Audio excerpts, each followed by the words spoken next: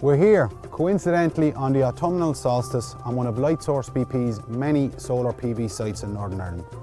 This particular site is 6.5 megawatts capacity. Lightsource BP have a substantial portfolio in Northern Ireland.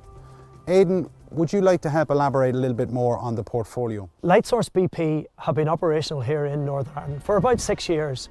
In fact, back in 2016, we built the first solar farm on the island of Ireland. We have 10 solar farms across Northern Ireland, roughly around 84.5 megawatts. This particular solar farm is 6.5 megawatts. It proved to be a particularly interesting and challenging project, one that we're very proud of. We understand that Lightsource BP had its first bifacial test site in Northern Ireland since the start of 2018. Can you share some of these results with us and how these results influenced your technology decisions in your global pipeline? Yes, Lightsource BP have been testing bifacial panels at this location in Northern Ireland since early 2018. By being able to capture sunlight on both sides of the panels, the efficiency of energy transfer is increased by around 14%, producing more energy compared to a site of the same size with monofacial panels. As the technology was still relatively new, we carried out extensive testing to give investors the confidence that they were a bankable product and provide the returns we thought were promising. Since then, we have used bifacial panels on all of our projects in Europe, Australia, and the US.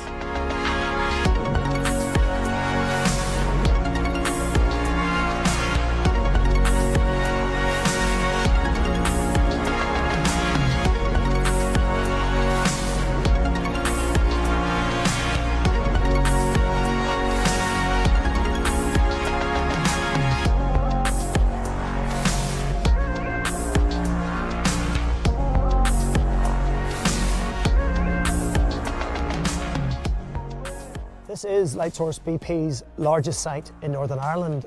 It's approximately 27 megawatts on 100 acres of land. The site in itself presented challenges at planning and development and indeed construction. There was huge heritage issues that needed to be dealt with in a very sensitive manner, something that we were able to work very well with the various stakeholders in the Heritage Department, local council, and with the EPC during construction. It's a site that has topography that is, let's just say, challenging. It was a little damp and bog-like, and we were able to drain the site quite well, and ultimately it's a project that we're very proud of. Our main objective is to keep the sites running as efficiently as possible and prevent any downtime. We carry out monthly checks to ensure there are no faults on our inverters and cables, and to ensure that all parts are secured. We also carry out preventative maintenance at certain times of the year, such as string testing and using thermal imaging to check for hotspots.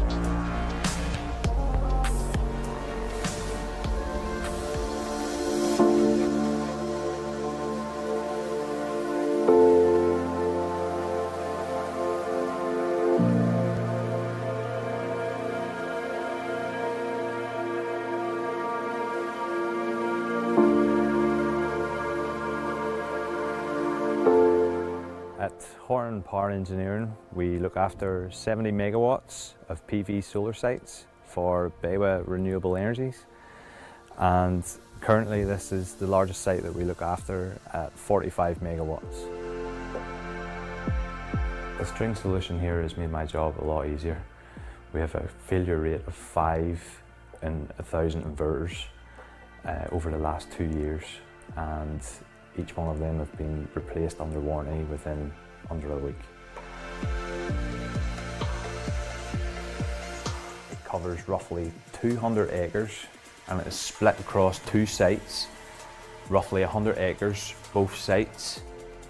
We have just under 1,000 Huawei string inverters, 992 string inverters from Huawei on site, We have sheep grazing on site, and we manage all O&M activities, operations and maintenance, right through to HV maintenance, LV maintenance, and standard day-to-day operations.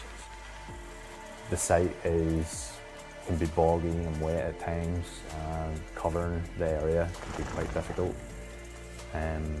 We might have to find a small cut in a cable run, maybe roughly 150 metres, so that could be our biggest challenges.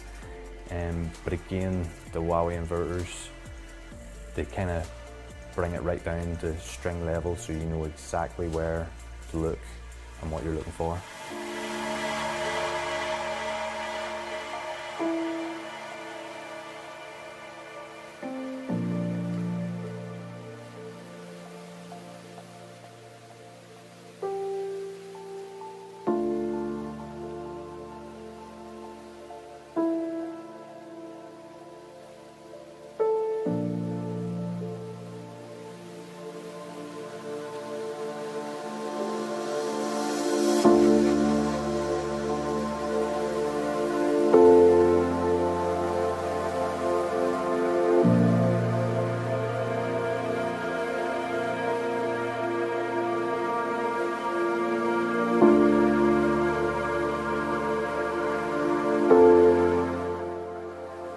Our initial target was domestic installations. We've seen a big rise in the demand from small and medium business, as well as large commercial scale schools and colleges as well. Having previously fitted 2 systems in 2018 for NUIG through Better Energy Community schemes, we recently fitted an approximate 250 kilowatt peak over 3 systems, bringing their total solar PV output to almost 300 kilowatt peak. We were delighted to work with Huawei on the NUIG project, and the support from their team both on the initial design as well as technical clarification about string inverters proved a great asset to us. We look forward to a long and successful future using their products. Sustainability has always been a focus here in NUIG. Last year, we won the top prize at the SAI Awards for Team of the Year, and we've been nominated for the same award again this year.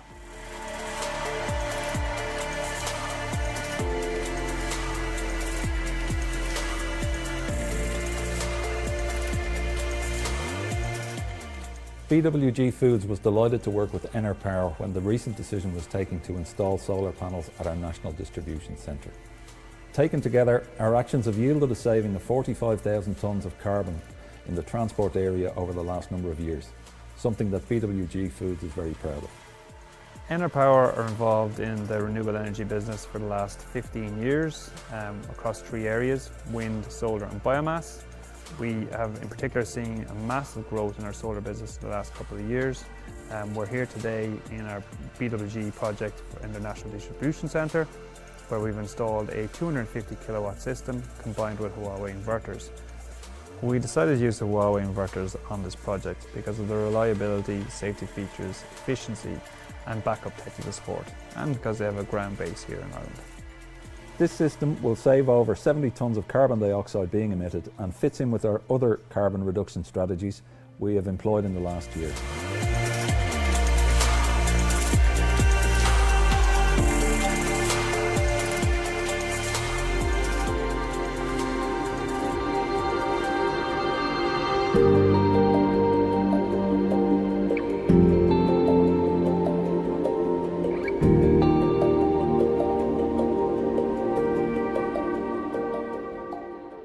I've used Huawei inverters as I'm the head of solar with Energlass, and we've been installing solar for the last number of years countrywide across Ireland. We've tried and tested many different inverters and systems, and since January we've been fitting the Huawei one. So I decided to go with solar PV in the home here, as the only source of energy delivered to the house is electricity. Obviously by installing solar PV panels, I'm directly harnessing the light from the sun to deliver energy to the home, so I'm making the house sustainable for the future. Here we fitted a 6 kilowatt system east-west split, feeding into the 5000 KTL L1 Huawei inverter, with optimizers, which is directly feeding from the inverter to the home. Number of reasons why I've chosen to fit it here. Firstly, ease of install. It's a very lightweight product. Commissioning is very straightforward, which is great. Makes our life easier. Highly efficient, great brand awareness, as well as that there's great technical support and backup with Huawei.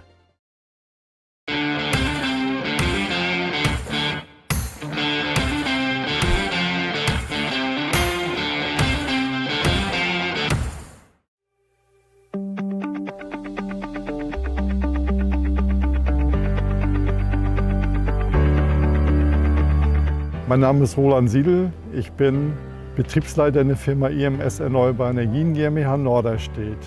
Die Firma gehört meinem Sohn, meinem Neffen und mir. Wir sind da ein reines Familienunternehmen. Und Huawei Wechselrichter verwenden wir seit nunmehr, ich glaube, 3 bis 4 Jahren. Wir haben in der ganzen Zeit bisher eine Fehlerquote von einem einzigen Wechselrichter gehabt. Wir haben alle Fabrikate, die bisher hier in Deutschland zu bekommen und zu verbauen waren, getestet und Huawei hat für uns also die beste Qualität geliefert.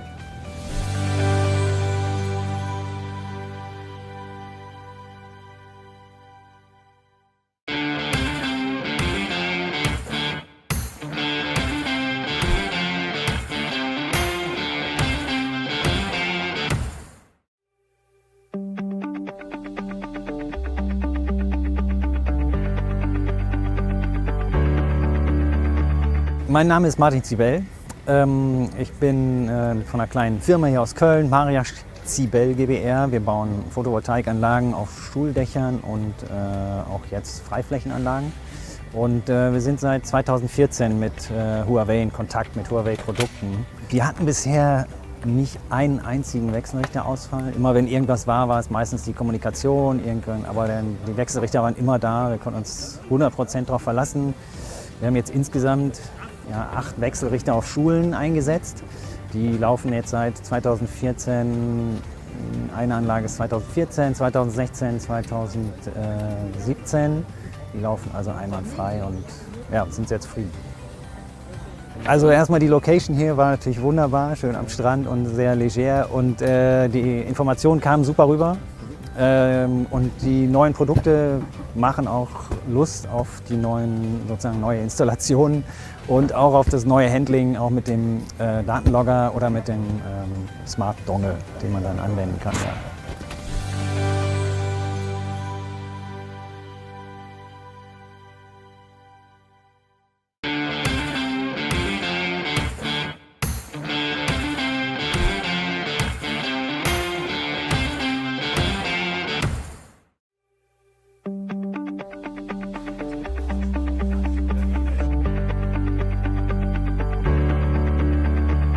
Mein Name ist Siegfried Münter, Fachhandel Solartechnik aus Schmallenberg. Ich bin mit 71 Jahren immer noch auf dem Dach. Die heutige Repräsentation von Huawei finde ich einfach toll. Ihr habt euch viel Mühe gemacht. Vielen, vielen Dank dafür. Sehr interessant fand ich ganz wichtig die Huawei Wechselrichter, insbesondere die mittlere Klasse für uns Installateure. Deutlich ist eigentlich die bequeme Installation. Kann ich Ihnen wirklich zusichern mit meiner 23 Jahre Photovoltaik-Erfahrung.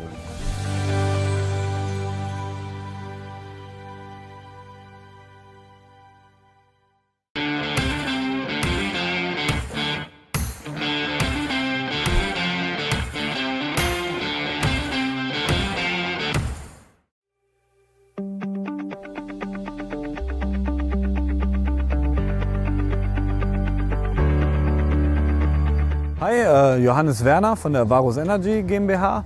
Wir hatten heute zusammen mit Huawei das Event hier bei uns direkt in Xanten. Da wurden neue Wechselrichter, die M1-Serie vorgestellt und natürlich auch der Speicher Luna, worauf wir alle warten. Zum Thema Wechselrichter können wir sagen, als Großhändler haben wir uns mehr oder weniger sogar mit auf Huawei spezialisiert, weil wir sagen, Service ist einerseits 1A, direkt mit dem Partner Wattkraft, aber auch die Geräte funktionieren 1A und wir sind sehr zufrieden und unsere Kunden genauso und das hat man heute auch an der Resonanz bei dem Event gemerkt. Es war gut besucht, alle Kunden sind zufrieden und glücklich oder alle Teilnehmer. Ja, hat Spaß gemacht.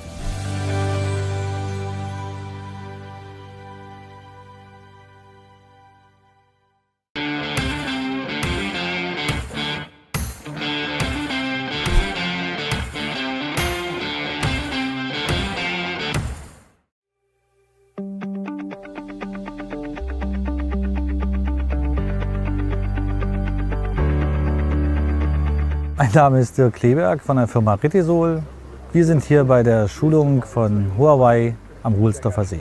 Ja, wir hatten hier einen schönen, entspannten Nachmittag, haben uns über die neuesten Produkte von Huawei informiert. Ja, wir stellen uns für den Residential-Bereich fürs nächste Jahr so auf, dass wir Huawei neben den Großanlagen auch für Kleinanlagen ab 2 kW anbieten wollen. Der Name Huawei ist bei den Kunden mittlerweile ausreichend breit bekannt durch die Heimelektronik und zusammen mit dem Akku, mit der Akkutechnik, etwa 50% aller Anlagen werden mit Akku zusammen verkauft, haben wir eine schöne Lösung aus einer Hand, was beim Kunden auch immer ziemlich gut ankommt.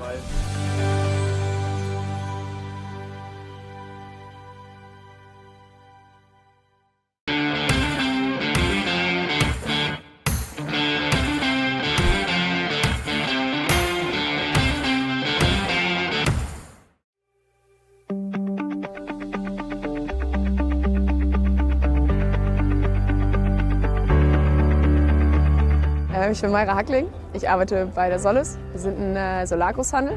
Ich kümmere mich da um die neuen Produkte und um die Wechselrichter. Und wenn eine technische Frage ansteht, dann bin ich da auch immer für zuständig. Die Veranstaltung heute war super. Ich habe viel über die neuen Produkte gelernt, konnte mich gut mit den Mitarbeitern unterhalten und meine Fragen wurden alle beantwortet. Was ich gut finde, ist, dass es ein vielseitiges System ist und dass man alles aus einer Hand jetzt hat, also den Wechselrichter, das Speichersystem und auch die Optimierer. Also wir verkaufen selber viel Huawei. Ich habe sie selber schon angeschlossen und in Betrieb genommen, von einem einphasigen 3 KTL bis zum 100 KTL mit dem Smart Logger. Meine Erfahrungen waren immer super. Die Geräte, die laufen, es ist einfach, die in Betrieb zu nehmen. Man verbindet sich einfach mit dem WLAN und kann alle Daten eingeben. Auch die Überwachung finde ich sehr gut, weil man die einzelnen Strings und die Spannung immer gut sehen kann. Ja.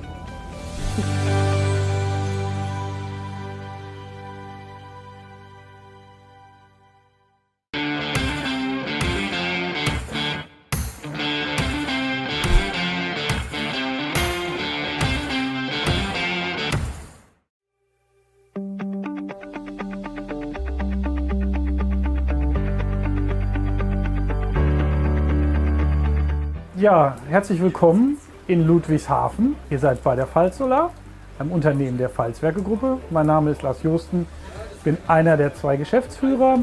Seit über 5 Jahren arbeiten wir mit Huawei zusammen, vornehmlich im Solarparkgeschäft. Und jetzt schauen wir uns gemeinsam das Einfamilienhaus als Markt an. Ganz besonders gespannt sind wir auf die Speicherlösung, den Luna. Eigentlich auch sehr heiß erwartet, dieses Produkt. In der 5er, 10er, 15er Variante. Wir waren jetzt gut mit 30 Mann heute hier.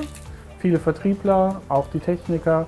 Es konnte begeistern, vor allen Dingen dieser Komplettansatz. Alles in einem Guss, alles in einem System, überwachbar über die App, konnte wirklich überzeugen.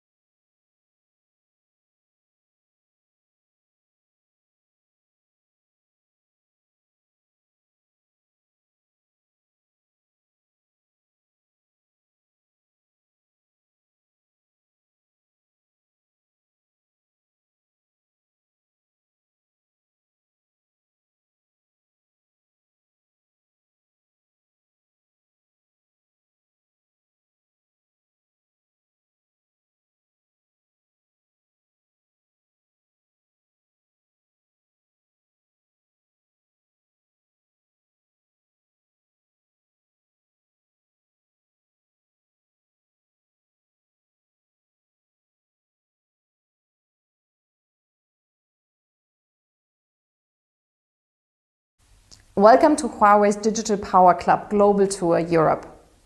Thank you for joining us today. My name is Saida Alam and I'm the Marketing Manager Digital Power in Germany. Due to the high-speed development of industries, including 5G, big data centers, AI, industrial internet, UHV and EV chargers, the transformation of society to a digital economy is accelerating. Energy as the infrastructure of the digital world is facing huge challenges. Combining digital technology and power electronic technology, the Huawei Digital Power product line is driving watts by bits. It's leading the digitalization of energy, realizing green power generation and high-efficiency power consumption to build a smart and sustainable world. Today, we would like to invite you to discuss the challenges and opportunities of a digital power world. Meet our industry experts and listen to their thoughts and insights and real-life scenarios. Enjoy! Welcome to today's Smart PV session. Let me first of all introduce Dr. Yangzhou Fang, a Vice President and CMO of the Digital Power product line. In his keynote speech today, he will talk on leading power digitalization for a smart and sustainable world. Welcome on stage, Dr. Fang. Hello, ladies and gentlemen. My name is Fang Liangzhou, Vice President of Digital Power product line. It is my pleasure to deliver a speech on behalf of Digital Power product line. The topic today is that leading power digitalization for a smart and sustainable world. The main content today includes three parts. What's the scope of the Digital Power product line? Why we can bring more value to our customer through innovative technology? What's the idea and the key value to our customer? European Union declares new objective. Europe will be the first climate neutral continent by the 2050. There are three key steps to reach the target.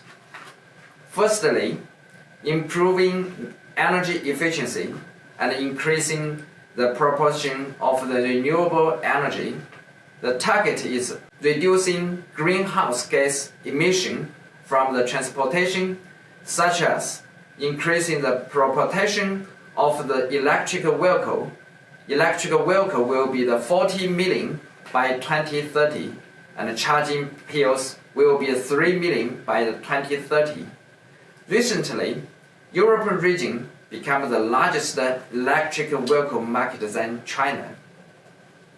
Thirdly, using the digital technology such as AI, 5G, cloud, and IoT to improve social work efficiency. Then reducing the greenhouse gas emission.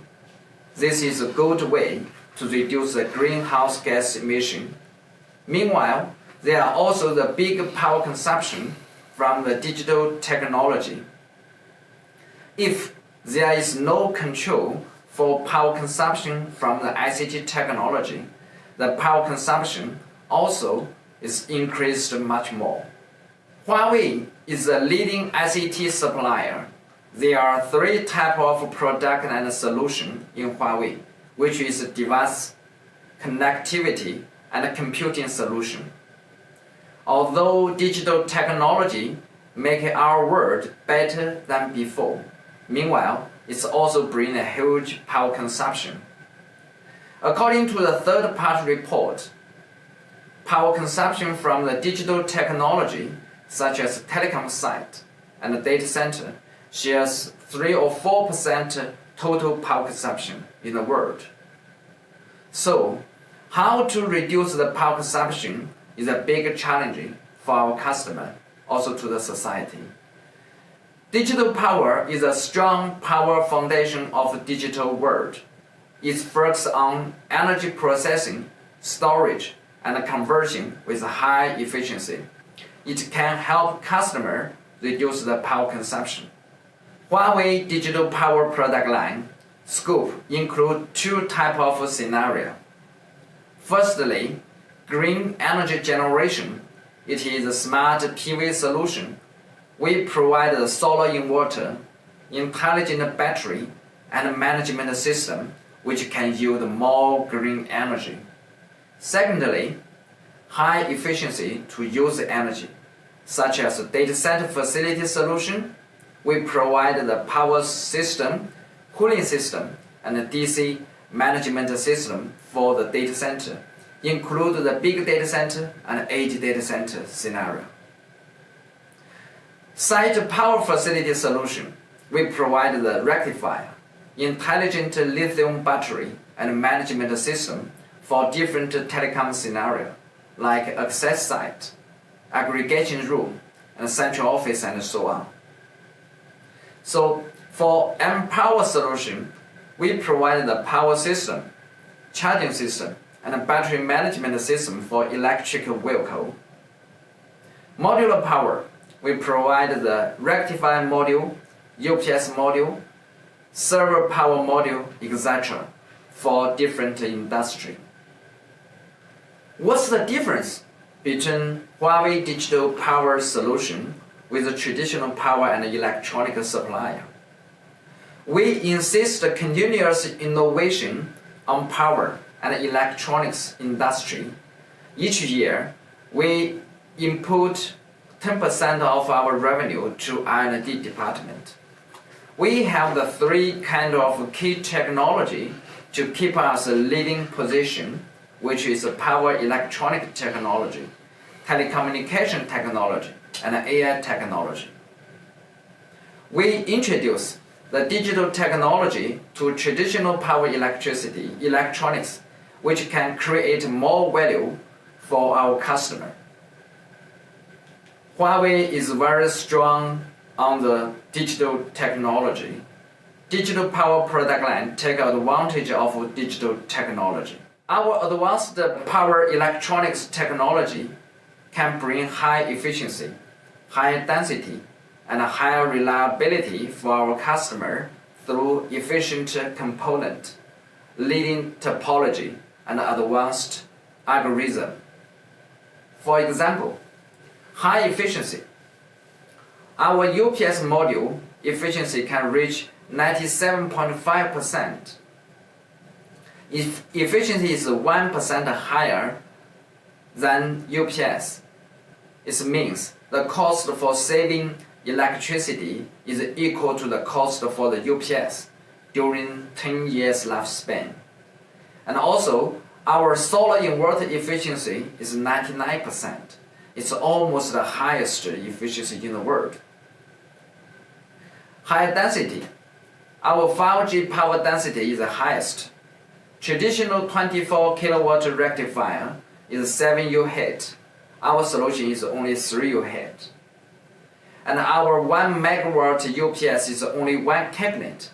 And the traditional UPS need 2 or 3 cabinet. It can save more footprint.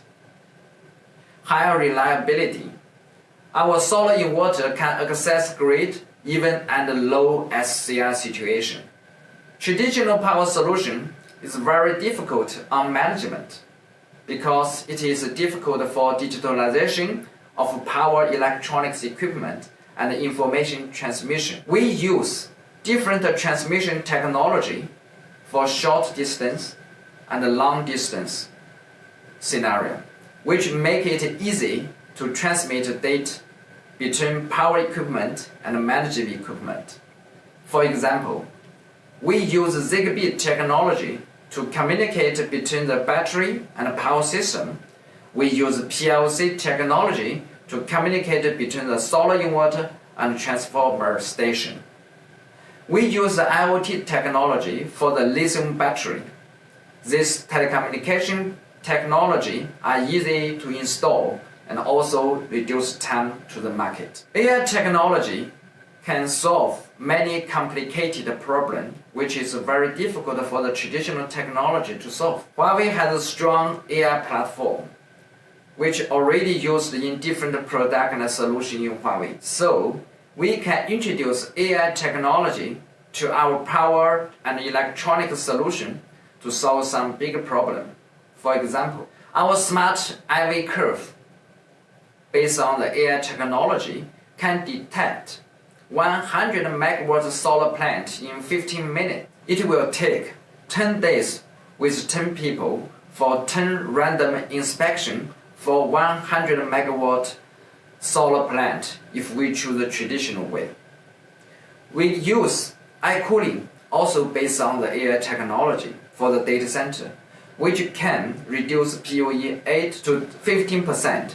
It can save electricity a lot. We also use cloud BMS to manage lithium battery, which can improve reliability and capability for the battery. For solar solution, our idea is generating more watt from every PV plant. We lead traditional solar solution to fully digital solar PV plant, which can yield more power and improve O&M efficiency. We change the solar inverter solution from the central inverter to the string inverter.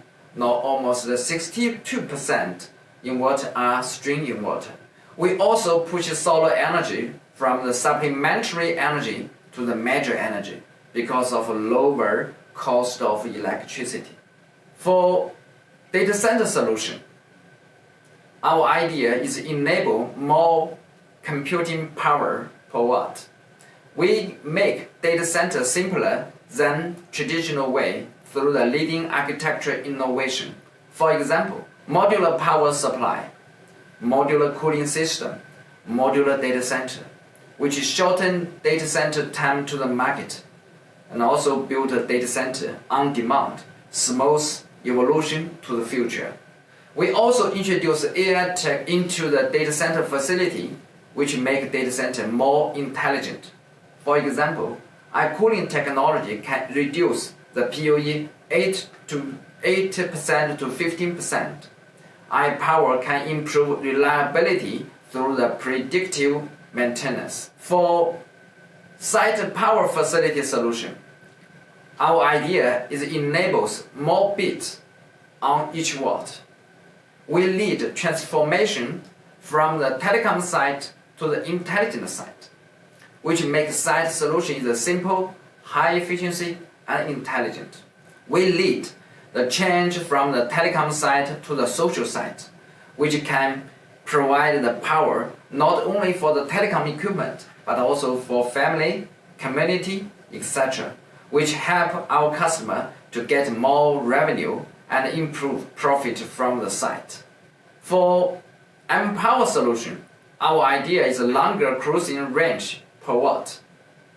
We push NEV into the digital area with cloud network chips, which make NEV more safe and efficient.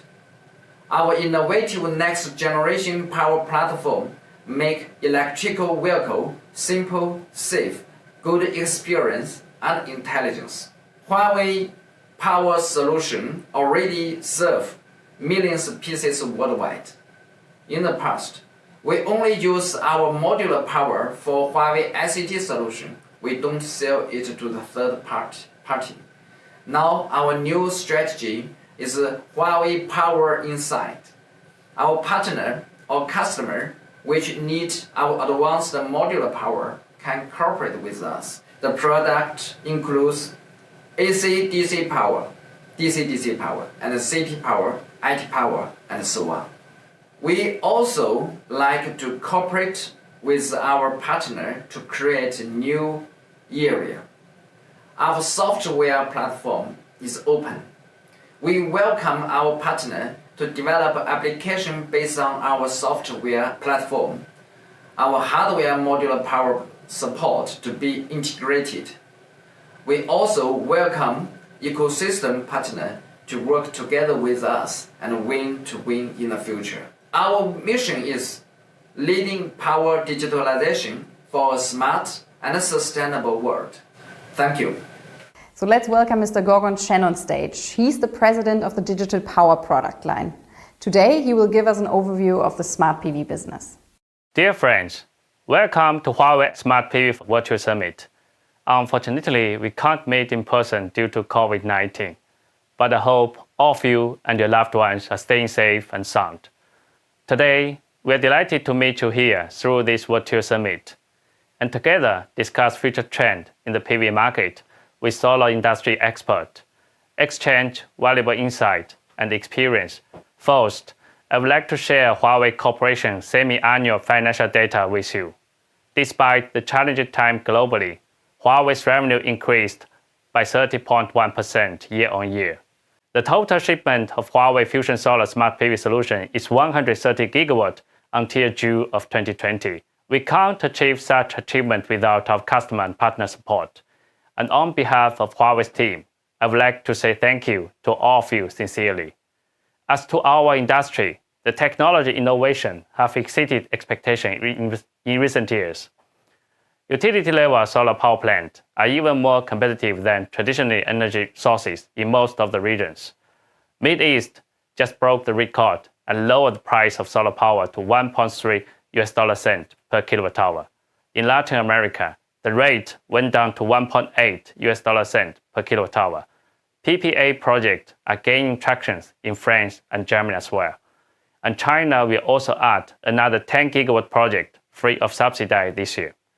The LCOE will continuously decline as all the component costs fall further. How do we stay more competitive in this market? Since 2013, we have been the pioneer to introduce string inverter into large-scale solar plant, along with many smart features like multi-MPPT, power line communication, smart IV curve diagnosis, and smart DC systems. Now, working with more than 3,000 people in digital power R&D team around the world, including Germany, Spain, Japan, and China, we will continue to invest in our international research center and co-innovate with our customers to ensure even lower LCOE, stronger grid support capability, higher safety level, and better experience. In the future, AI will be as ubiquitous as water as electricity. It is a strategic technology that will lead the future, and it is a new core engine that will drive PV industry transformation towards intelligentization and create more value. 2020 will witness the comprehensive integration of cloud, AI, and 5G technologies. As such, we have further integrated AI to enhance the intelligence of our smart PV solution. We can't wait to share more details with you today. Let's work together for our mutual success and bring the Smart PV for Future vision into reality. I'm looking forward to meeting with you soon. Enjoy the event. Thank you. Let us now move on to Sam Wilkinson. Sam is Associate Director Clean Technology and Renewables at IHS. Today he wants to talk about COVID-19 and Smart PV. How will the solar industry weather the storm? The stage is yours, Sam. Hi everyone, my name's Sam Wilkinson, and I'm delighted to have been invited by Huawei today to share with you some of the latest views from IHS Markit on how COVID-19 is impacting the solar industry. Now, 2020 has been a year unlike any other, and the word unprecedented has been used a lot. But I was trying to think if there was any similar things that had ever happened that could, possibly be compared to this. And for some reason, it got me thinking about a very famous scene in the movie Jurassic Park, which I remember very clearly from when I was a kid. And there's a scientist explaining the idea of chaos theory, or the butterfly effect. The idea that a butterfly flapping its wings in one place could change the weather entirely in another place thousands of miles away. Now, who would have thought that just over half a year ago, an outbreak of a virus could actually change the course of history all over the world? So there's been a huge amount of disruption. And I'd like to just share with you some numbers that actually illustrate the level of disruption we're talking about. Just to start with, there is now 18 million confirmed cases of the virus, and that has increased from just 1 million in April. So a huge increase and a rapid acceleration around the world. IHS Markit experts are now forecasting a global decline in GDP of over 6%. That is a huge change to the 2% growth that we saw in 2019. Travel around the world has changed beyond belief. And this number here illustrates that. A 74% drop in commercial flights if we look at April 2020 versus April 2019. But we're not here to talk about these global indicators. We're here to talk about the solar industry. So let's just think a little bit about what has happened in the solar world. First of all, the first impacts of this virus were felt in China. And as China started to shut down in order to try and slow the spread of the virus and control the virus, we saw a major impact on the supply of solar components. Over 70% of polysilicon, wafer, cell and module manufacturing is based in China. So it is easy to see why, with such strong restrictions on logistics and work, that people started to be very concerned about their ability to actually procure all of the components that they required to build projects all over the world. But the situation changed very, very quickly overnight. China was able to control the spread of the virus domestically and began to ease restrictions quite quickly. Production came back, logistics were able to cope with the increasing demand and actually start to move products around again. But elsewhere in the world, the virus had begun to spread, and very quickly demand from the rest of the world collapsed. As restrictions were placed on how people could move about, where people could work, it was very, very difficult for the solar industry to continue as it had done. So we saw a threat to the production very quickly turn to a collapse on the demand side. What we're starting to see now as restrictions are eased in most places around the world is that momentum is actually starting to build again. And there is great optimism about demand for technologies like solar in the future as part of this potentially green recovery. Now, it is true that the pandemic has impacted different sectors in different ways. The ground mount sector in some cases has actually been able to continue almost unaffected. In countries like the US, for example, the market has continued very, very strongly. In other regions, construction of large ground mount projects was halted for a month, maybe two, because people were unable to go to work and it wasn't deemed essential work. The rooftop segment obviously suffered from very similar things. Very, very difficult for people to go and visit people in their homes, visit businesses in order to construct projects or to build plants or to discuss the details. But actually one of the more important things for the rooftop segment will be the economic impact of this pandemic. Where we're all very aware that this is going to have huge economic repercussions, and so businesses and individuals like you, like I, will potentially be very, very careful with the amount of capital that they're willing to spend. So if I sum up all of that for 2020, IHS Markit is now for the first time actually predicting that global solar demand will decrease in 2020. There is across the board big reductions made to the forecasts for the reasons that I've just discussed. But there's also some slight variations to the trend as well. Actually, the biggest of those variations comes from China. We actually increased our forecast for demand in China when we first made our changes to the forecast in April. The reason we did that was that we were confident and we expected that there would be some policy intervention to help the domestic manufacturers of China and to actually help to stimulate additional demand. In the rest of Asia, we have made some quite large cuts to markets as those restrictions continue to reduce the amount of demand, reduce the amount of installation activity that can happen. For example, we made quite a significant cut to the Indian market as those restrictions are in place and as international trade becomes more and more challenging. The other big exception was in the USA, where, as I mentioned earlier, we've seen the market continue in a very resilient way. We already predicted very strong growth for the US market ahead of the changes to the ITC, a very policy-driven situation. And we've seen the worker there continue to go, projects continuing to be built. But let's think a little bit more about some of the longer term, bigger picture impacts here, rather than talking about the specific change to megawatts installed in 2020. And there's 4 key themes here that I've picked out. The first one is the big question that we always get asked.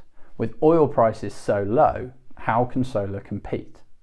And what I would say is that actually what this is doing is highlighting one of the biggest values that solar can offer. Solar, once it's built, has very, very low, very stable very predictable operational costs. It doesn't rely upon a supply of fuel that can increase in price or decrease in price. It can also see disruption to that supply with the potential for not being able to actually secure enough fuel potentially. So solar can offer something in these times of price volatility. Yes, oil prices have gone down. Oil prices will one day go up. That is certain. So I think that it really does highlight one of the key benefits that solar can offer. Another thing, and I'd like to just talk for a few minutes about this, is that it has also really highlighted some of the digital technologies that has allowed solar to become such an advanced technology that offers low-cost power.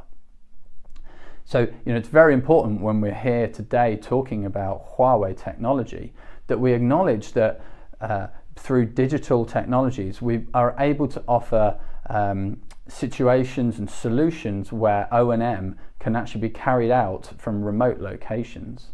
Faults can be diagnosed from very, very far away, and we're minimizing the amount of times that people have to visit a plant to actually carry out maintenance.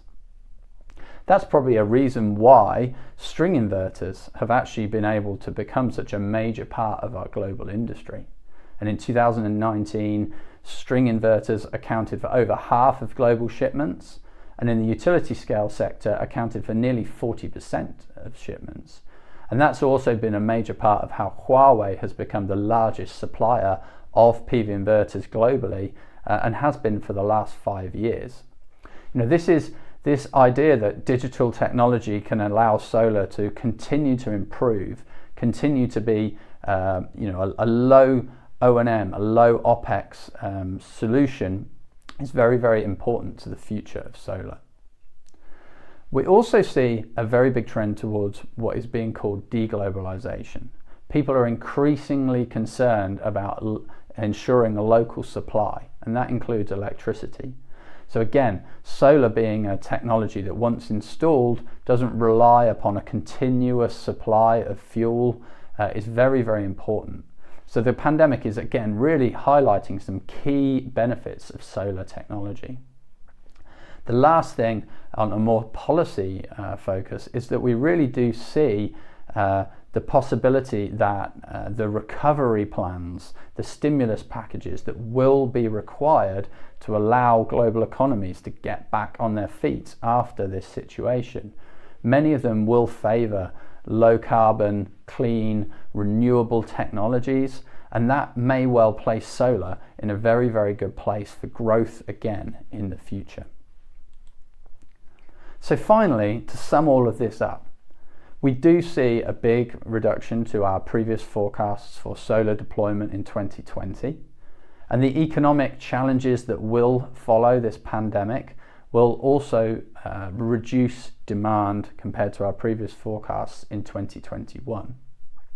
However, we predict that by 2022, solar installations will be back in line with where we had previously forecast them, and therefore we'll see continued growth, and the solar industry continues to be in a very good place with a very, very bright future. And so to conclude, there is huge short-term disruption from COVID-19. However, it really does highlight some of the really key benefits of solar. And again, the digital solutions that are being offered today to allow people to remotely monitor and remotely operate their PV plants are going to be key towards solar being a very highly valued technology in the future. We also believe that solar can play a key role in a green recovery, and we see that the fundamentals for growth remain on track, and that we do think that the market will be back to its previous growth trajectory by 2022. Thank you very much for listening, and I hope you enjoy the rest of the event today. Thank you, Sam. Let's introduce now Mr. Andrea Monkey on stage. Andrea is the Sales and Marketing Director at Nuo Energy. Today he will talk about how does digitalization enable smart PV projects. Looking forward to your inputs, Andrea.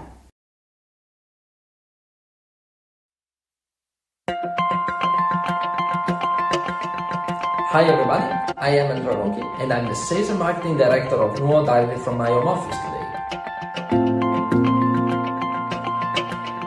First of all, thank you Huawei for inviting us to this nice digital event, and to begin, really 2 words about Nuo, just to better contextualize our today's speech. Nuo is the data science company fully dedicated to the renewable energy sector. We are a corporate startup of the Falk Renewable Group, and we started up in late 2019, so a little bit less than 1 year ago, but today the team is already made of 23 professionals, software developer, data scientists, and renewable asset management experts. Our solutions are already applied to more than 3 gigawatts of wind and solar power plants. We like to say that we combine 3 key elements. The experience of one of the major independent power producers, Falk Renewable, the experience of the world-leading asset management company, Vector Renewable, and the dynamism of a digital startup. The reason why we created Nuo is perfectly in line with the concept of this event. We are all facing a challenge which is probably the most ambitious challenge humanity has ever faced.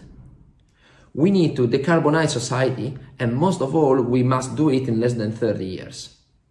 Energy is of course one of the main pillars of this transition. Therefore, we must all work together in order to speed up the diffusion of renewable energy power plants. But how can we play our role in this plot? First of all, by keeping the profitability of renewable assets as high as possible. And this task is growing in complexity. Market parity, dynamic energy markets, participation to grid balancing schemes, storage, just to quote some example, are making the business model of asset owner more and more challenging. And data, artificial intelligence, and Internet of Things are powerful tools that are empowering asset managers in order to solve and to manage that growing complexity.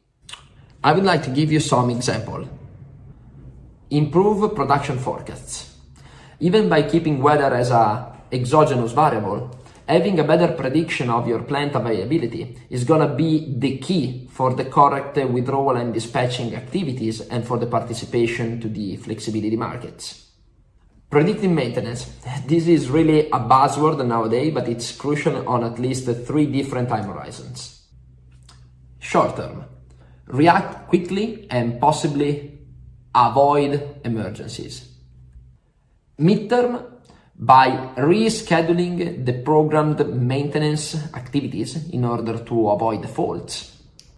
Long-term, planning the revamping of your assets, prioritizing the intervention based on a given budget and ROI evaluations. Scheduling of hybrid plants. How much and when to store energy, when to use the stored power, how big should be the storage facility. These are heuristic problems in the field of operative research, and artificial intelligence can help us in finding the optimal plans. All these nice use cases are leveraging on data. I think it's worth to spend 1 minute on something that may sound obvious, but in reality is not. The photovoltaic industry is very rich in data, but the data infrastructure is generally a mess. There are no standards, there are thousands of proprietary protocols, there's no harmonization. All this is creating a lot of noise that of course we can use data science to help us in solve it, in harmonizing those data. But would be definitely better to focus the efforts on the final use cases rather than in heavy data cleaning activities. We hope that players like Huawei will find a way to propose and support standards adoptable by all the players in the value chain. Out there is a multitude of data loggers, KDB, etc., which all sounds pretty similar, but in reality they have different logics in behind. And this is slowing down so much the adoption of data science for the final users. In this context, I would really like to give a recommendation to all the investors in greenfield power plants. These are the times you should pay a lot of attention in the data infrastructure.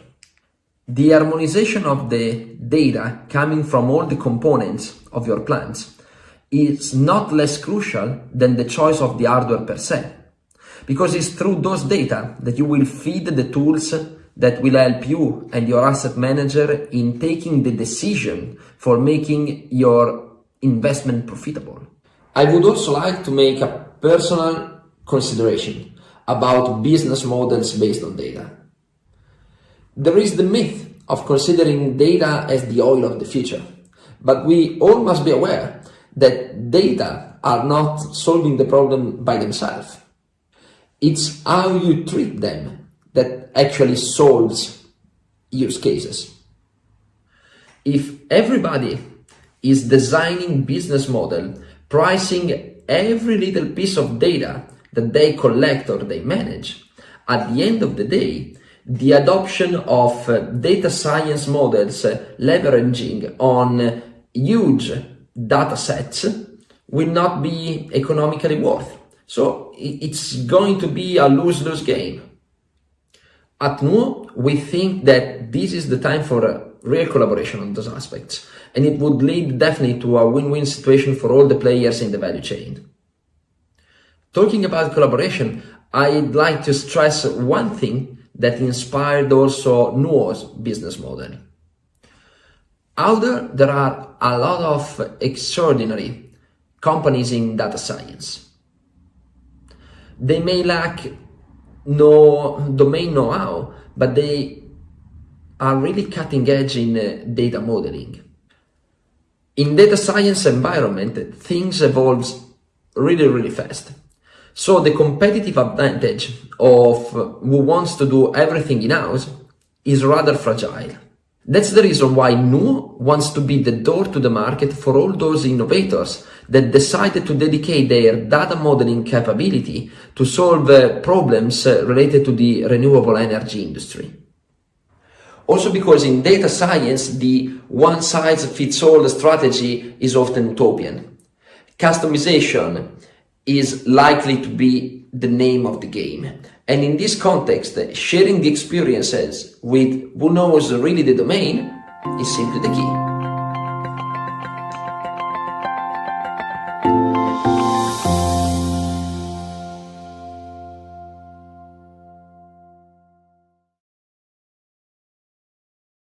Thanks, Andrea. Next up is my colleague Hariram Subramaniam. He's our CTO of Huawei Fusion Solar in Europe, and today he will talk about the 10 trends of smart PV at 2025. Over to you, Hari.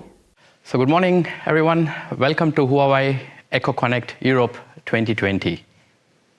And today we will see the 10 trends in smart PV at 2025.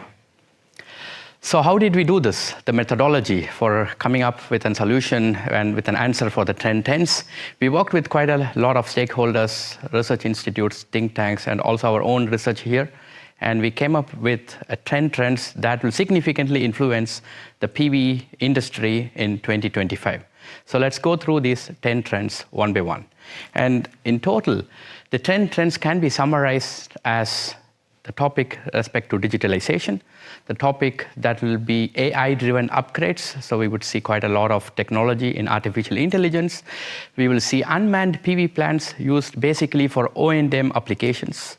We will see proactive support in the grid. That means the inverter will be able to provide quite a lot of technological advancements in control algorithms for grid support. We will see solar and storage that will join together to bring in also ancillary services. We will see virtual power plants, distributed power plants of PV. That will be quite a lot of power plants combined together as an aggregation unit that will provide quite a lot of energy required to the demand centers.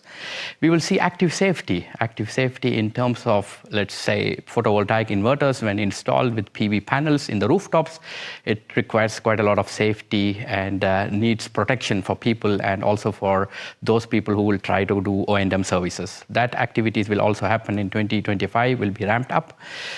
We will see also from the technological perspective, from the inverter, high power density products. That means going with a high amount of kilowatt per kilogram and kilowatt per liter.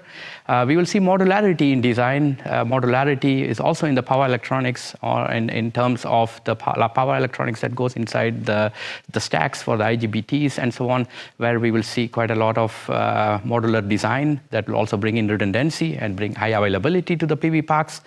And last but not the least, most important thing is cyber security and trustworthiness, which is very important.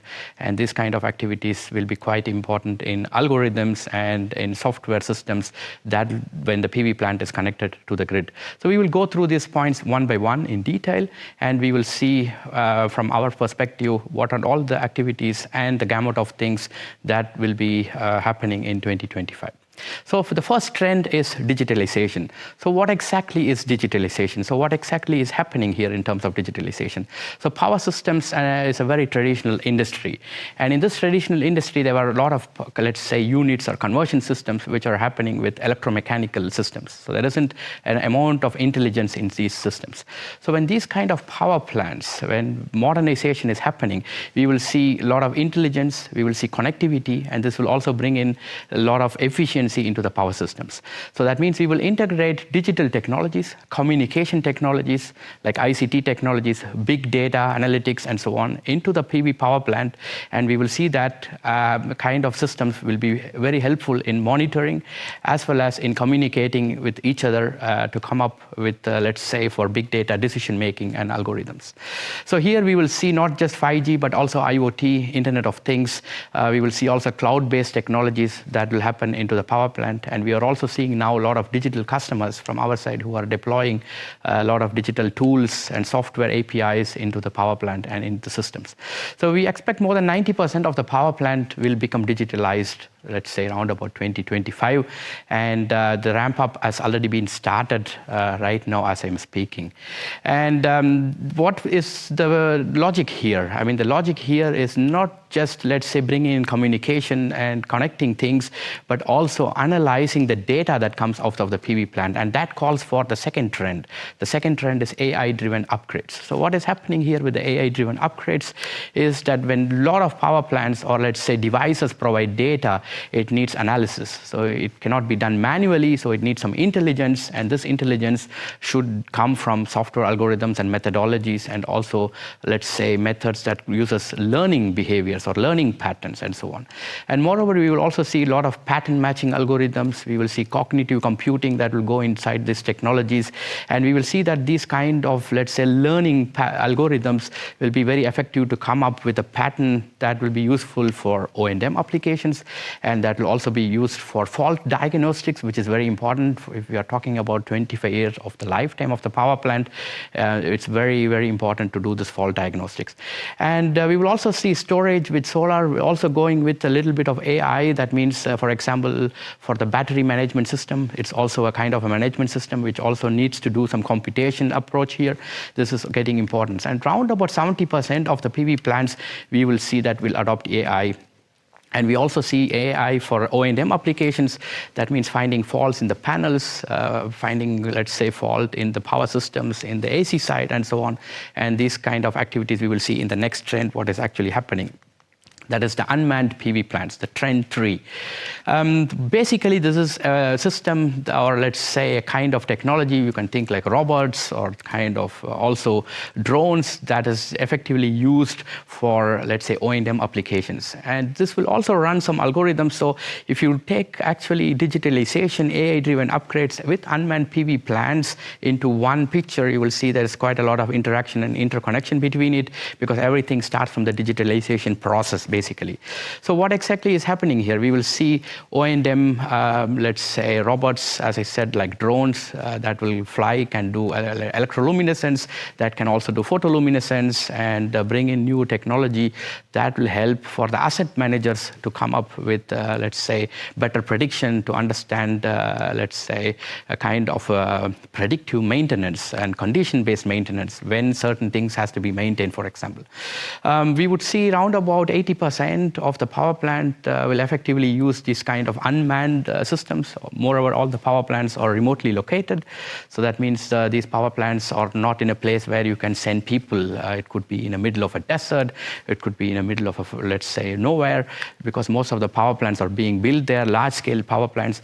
And so this can also reduce the cost of labor and the cost of human being there to do O&M activities, and could be digitalized in a very effective way.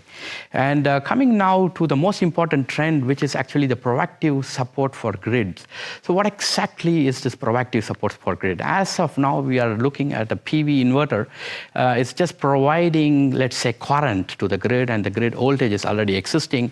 And we are also seeing a trend that quite a lot of power plants with a lot of renewable penetration, or let's say the power systems with renewable penetration, will see a trend of reducing short circuit ratio, or in other words, technically called as high impedance in the network. So that means the power plant or the control system that is actually driving the power plant through inverter should be able to actually operate also in this kind of low short circuit ratio, or a kind of a weak grid scenario. So that means it is very important to bring in proactiveness into the grid for grid support. The inverters are not just doing a conversion of, let's say, DC to AC, but it is also providing grid support services. It can, in the future, do not just, as I said, as a current source, but can also work as a voltage source and form the grid. That's what we call it as grid forming converters or grid forming inverters. And as you see, the trend is going down very below 2.0 is the short circuit ratio. We will see that in the next 5 years, quite a lot of proactiveness, grid friendliness, control algorithms that will go inside the inverter. And we are already inside this technology right now and providing solutions for a lot of systems around the globe. The important trend, I think people are always talking what's happening with storage, what is happening in terms of electricity, not just from the panels, but also from the battery, how the system can work in a very good coupled way with PV. Definitely for a massive deployment for renewable, when we are talking about 100% of renewables in 2050, and when you are talking about ramping up the renewables in some years, actually storage plays an important role. Definitely it plays a role to provide ancillary services like frequency support if you are looking into it, and also providing, let's say, active power when the frequency is going down and so on.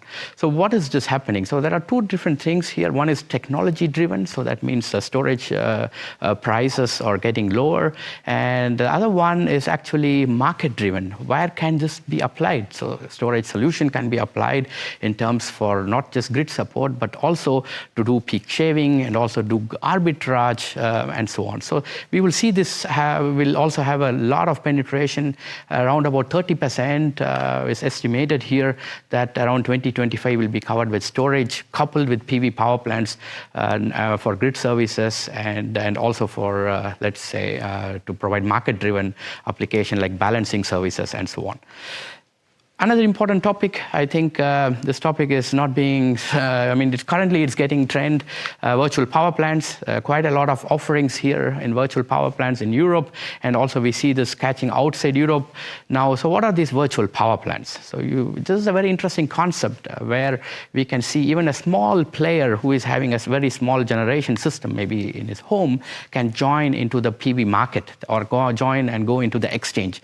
So that means there is a kind of an aggregated system. So when a lot of distributed PV are installed in a kind of, let's say, in community, or it could be also in residential locations, it could all join together and be quite a kind of, let's say, like a swarm with high power, which could also be like a big utility with the same capacity as a big utility. So what is happening here? So this needs a lot of services, applications. We see not only power being transferred, but we will also see data being transferred and also business being transferred here. So what I mean by business is the transaction, let's say the payment methods and so on with these virtual power plants, where we will have innovation coming through blockchain applications here. So we will see this kind of technology will enable a lot of people to go green and also participate in the market through this aggregated services. And we are seeing quite a rapid progress here in Europe, and we will see a catch in also outside Europe. and we estimate around about 80% of the distributed systems and PV systems will have a lot of, let's say, capabilities to join into the virtual pool, or let's say the pool of PV systems that will enable the digitalization, as well as that will enable a kind of technological impact in bringing renewable into massive scale inside the power systems and the energy grid. Now, important topic is active safety. I mean, safety is the fundamental thing. Whenever people build a power plant, it's very important. So what is active safety? And where does this activeness come actually? So the active safety is one important topic that we call it as the arc fault circuit interrupter, or let's say a kind of a system where there can be, let's say, an effect that will create an arc, maybe because of installation issues. It could also be because of some problems that happens during the lifetime of the project. So these arcs are quite dangerous because it can create a fire. So there needs to be a system that actually detects an arc, and at the same time, the system should not actually detect kind of a noise and think that is also an arc. So there should be a distinguishment between real arcs and actually false positives here. So this is done by kind of an intelligent algorithm, and putting this intelligent algorithm into deep learning kind of system will effectively find a way to think if the arc has really happened, or if it is a real arc, or if it is just a noise in the system, because there is also other power converters and systems that can create certain noise. And the distinguishment and a kind of, let's say, a calculation to come up with the correct prediction is getting more and more important and getting more imperative. And that is the active safety methods. As you can also see in the video here, there's a kind of experiment that is done showing how the arc can really result in some big fire. And when this kind of system is deployed, it's easy also for the firefighters in case they are actually trying to extinguish some fires in the rooftops. It's actually a very easy and simple way, and also protects people and property in this. So this is something that's happening now, and we would also see quite a lot of PV inverters having this AFCI, or the arc fault circuit interrupter, integrated, so there isn't any additional component that is needed. Very important topic, as we have been talking about the system level, let's go a little bit more into the inverter level itself. So the inverter level, if we talk about, is actually power density. So previously people were considering an inverter with very high efficiency, reliability, availability, but what is important is also very high density. So what exactly it means? So as you can see that around 2012, a typical inverter, let's say around 30 kilowatt, was weighing around about 180 kilograms. Yeah, but now we are in a domain where we see in 2020 an inverter is just weighing, I mean, let's say can provide 185 kilowatt, but it just weighs around 83 to 84 kilograms. So that means there has been a trend that has come through microcontroller innovation, signal processing innovation, and also packaging innovation, and also operating at very high switching frequency. So what does this mean? When the power inverter operates at a high switching frequency, the magnetics become smaller. When the magnetics get smaller, the power density is improved. The heat dissipation is actually also effectively adapted. And this is bringing in smaller products, easy for installation. This is also bringing in the systems that can be easily replaced if there is a failure, because it's not so heavy. So we will see a trend. This brings in semiconductor innovation and technology. That means it's bringing in a concept that might move a little bit away from silicon-based technology to new semiconductor technology like silicon carbide, gallium nitride, and things like that, where we can go into very high switching frequency and bring in high power density into the product. That means more kilowatt can be provided with a lot of, let's say, with small kilograms, and more kilowatt can be provided in some liter kind of. Yeah, that's something very interesting to see how the technology is actually driving here. And the next important thing is modularity. Modularity is very key here, because modularity brings in high availability. So once, as I said, modularity is kind of also related to power density, because once the inverter is high dense, and if you can think about a power converter system in kind of a small package, you can also try to put in more of these kind of packages and bring in very high modularity into the system. So the system could be swappable also online. That means even when the power system is working with power electronics, it can be replaced in case of failure, and it can bring in very high amount of availability here. So these are multi-scenario applications that we will see, and we will also see energy storage-based technology will also have this kind of modularity. So a lot of small cells, and cells become packages, and this kind of becomes modules, and then from these modules become, let's say, battery cabinets and racks, and it can also be effectively monitored and be balanced in a very nice way. So this is something that is going to happen, and we would see in 2025 quite a lot of modularity coming also inside the PV inverter from the product side. Last but not the least, a very important topic, and it's called as security and trustworthiness, because the power plant is connected to the grid. There is communication interface. A grid operator can try to speak with the power plant, can reduce power, increase power, and so on. So this brings in a kind of power management and communication that is secure. So that brings in a lot of, let's say, security algorithms and APIs that goes inside the power plant, and that is basically algorithms, mathematical encryption models, and so on. And we will see this kind of needs that might also go into effectively into some grid codes, and that might also go into some requirements on some power plants large scale, because power and energy security is very key, and power plants should be managed in a very effective way. So this is actually what we have also seen. So we will see quite a lot of this algorithms and system software models that goes inside a system of PV inverters, and at the power plant level, at the interface level, which will bring in high amounts of cyber security and resilience that is needed to the power plants.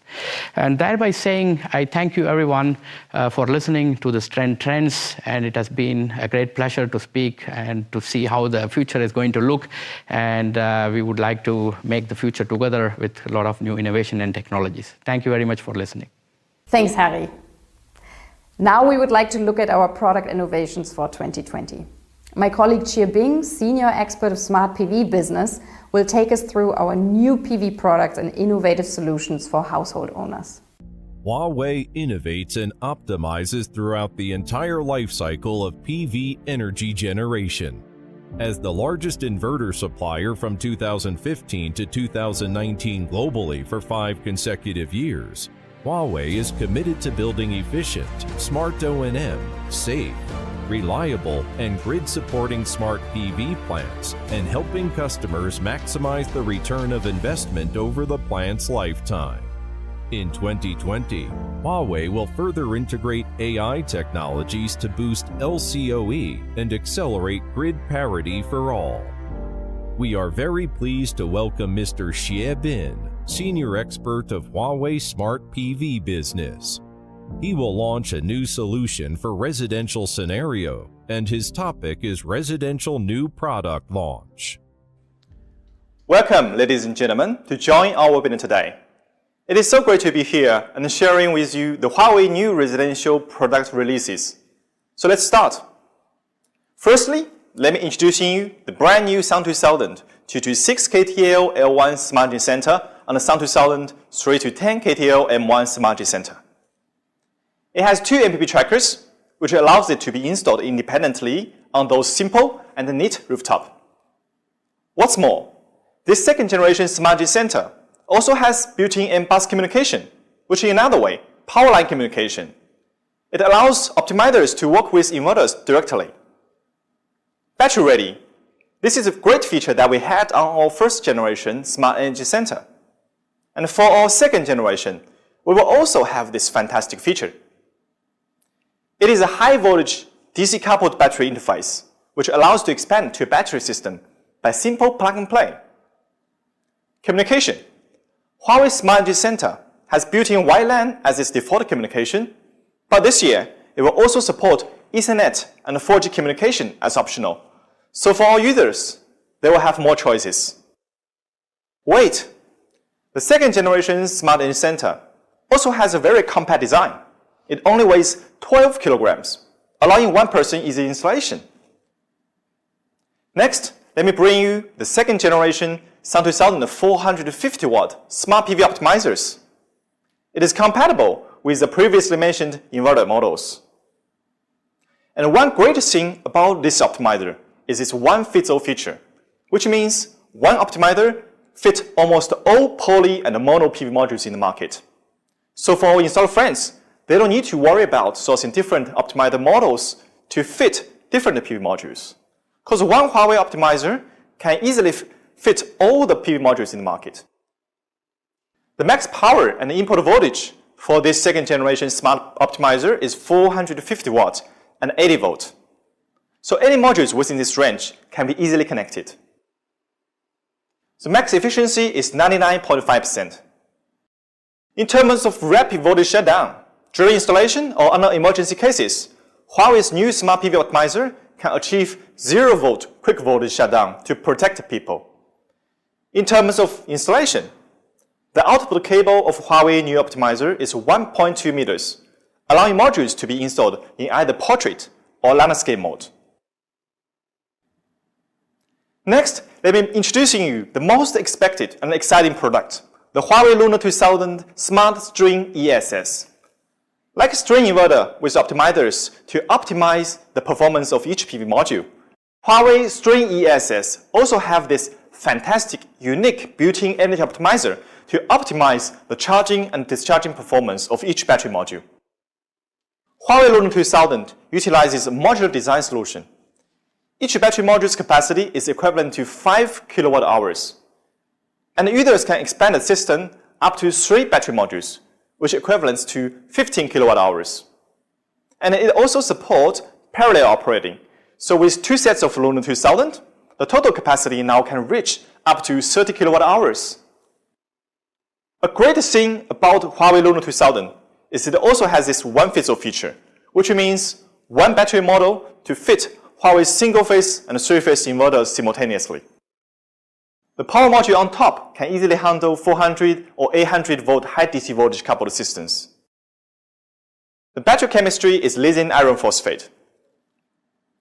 The charge and discharge power of one set of Luna 2000 is 5 kilowatt, but it can achieve up to 10 kilowatt if we add another set of Luna 2000. The default installation is floor stand. Relevant floor stand installation parts will be included in the package. Users can also choose wall mount, but it's optional. Optimal electricity cost. At Huawei, we're always thinking about how we can reduce electricity cost for our homeowners. One thing we agree on is for the money our customer invests in the system, we need to generate as much power as possible and help our customer to consume as more power as possible, so we can maximize the PV self-generation and minimize the electricity cost. For complex rooftop with shadings, Huawei recommends our full optimizer solution. Optimizers can help to improve the performance of each PV module independently. And depending on the degree of module mismatch, the energy yields increase can be as high as 30%. We know that during the usage of battery modules, degradation occurs. So for different battery modules, they may have slightly different SOC. Or when we add a new battery module to the existing old system, the SOC difference of this new pack and old pack will be even larger. And if we do nothing in these cases, the charging of a new battery module will be limited by the older and the weaker modules. For example, charging to 80% and can never go more.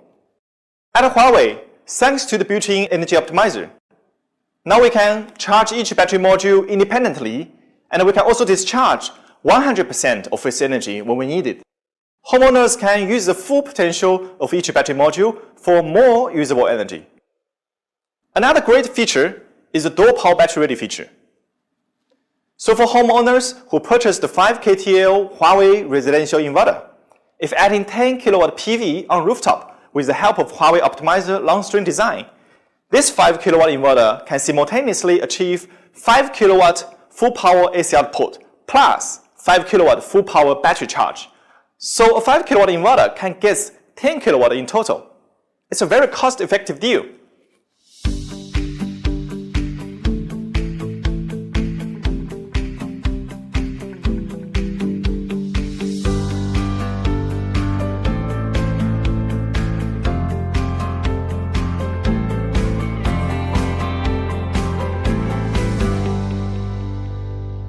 Active safety.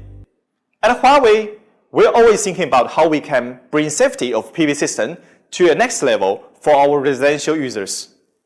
We perceive that one of the key challenges we're facing is electrical arcing. Electrical arcing is an electrical breakdown of air that produces a prolonged electrical discharge. It normally occurs in unreliable soldered joints within PV modules, broken PV cables, or loosened PV connectors. The danger of electrical arcing is it can easily start a fire, and it is very hard to detect. The arcing signal can be as small as 0.1% when compared to normal current signal. And for this challenge, Huawei has introduced the AI-powered active arcing protection. With this AI mode, or AI brain inside, Huawei inverter is continuously self-learning new arcing features. And when real potential arcing risks occurs, via its local neural network algorithm, it can accurately detect and judge whether it's real or fake arcing. And if it's real arcing, the inverter will shut down immediately. The entire process from detection to make a judgment to shut down the system power takes only around 400 milliseconds, which is well with 0.5 second standard requirements. Seeing is believing, so let's check it out. On my left-hand side is a real arcing simulation in lab without AFCR protection. We can see the DC arcing is continuously posing fire risks. And on my right-hand side, with the same electrical arcing, and if we turn on this AFCR protection, we can see the arcing extinguishes instantly with 0.5 seconds. So is that all about for residential arcing protection? Today, we will bring you a brand new feature, the Pinpoint arc fault positioning. We all know arcing hides below PV modules, but we do not know where the specific location it hides. So conventionally, it may take installers half a day to inspect along the PV strings for troubleshooting. But with Huawei's Pinpoint arc fault positioning, our system will tell you the exact location of this arcing, so installers can well manage the troubleshooting time within half an hour, minimize the power loss caused by arcing system tripping. Another concern is power outage. For Huawei residential system, by installing the backup box, now homeowners can have 5 kilowatt continuous power output to support their critical loads. And the switch over time is less than 3 seconds. Residential PV systems nowadays have many components in the system, like optimizers, battery, meter, and etc. How to easily install become one of the key challenges installers are facing. At Huawei, we're always thinking about how we can improve. So let's check out a video first.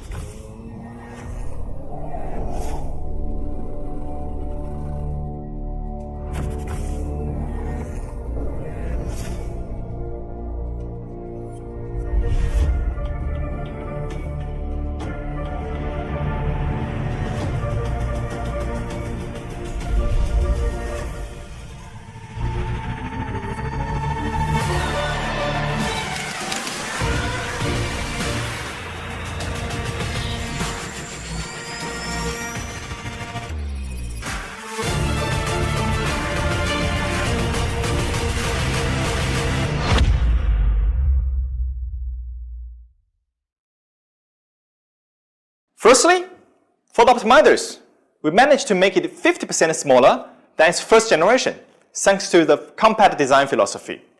It can now fit in your palm and hold comfortably, helping you to start a great day. With Huawei Fusion Solar app, it can now automatically detect all system components like optimizers, energy storage system, communication dongles, meters, etc. The only thing we need to do is to click Next Step. The entire process takes only around 1.5 minutes to 3 minutes, which compared to a system made up by different brands, the configuration time may go up to 15 to 20 minutes. So we can save a large amount of time for our installer friends. Less than 5-second module auto mapping with AI. This is one of the best features that I like about our solution. Before, the optimized physical layout creation is all done manually. We need to relate the serial number to the correct module icon in management system one by one. For 15 kilowatt system, it may take up to 6.5 minutes and may easily make a mistake by relating the optimizer to a wrong PV module. At Huawei, we're doing it all by AI. All you need to do is to take a picture of the template and upload to the management system. And with one click, it can instantly turn into physical layout view, just like magic. And all it takes is 5 seconds. It can save up to 80% configuration time for our installers compared with conventional solutions.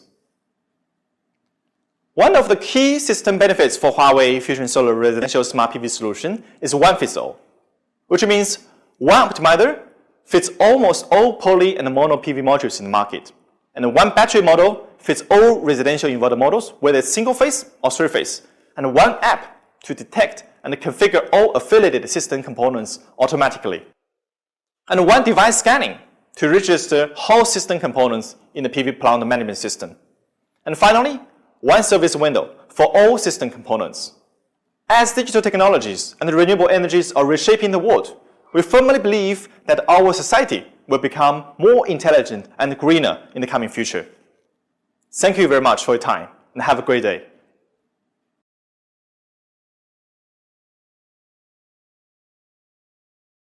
Thank you so much, Bing. Now let's move over to the Netherlands and to our colleague Bauke van der Vet. Bauke is our Senior Solution Manager at Huawei Fusion Solar, and today he will talk about how AI drives a fully connected smart PV plant. Over to you, Bauke.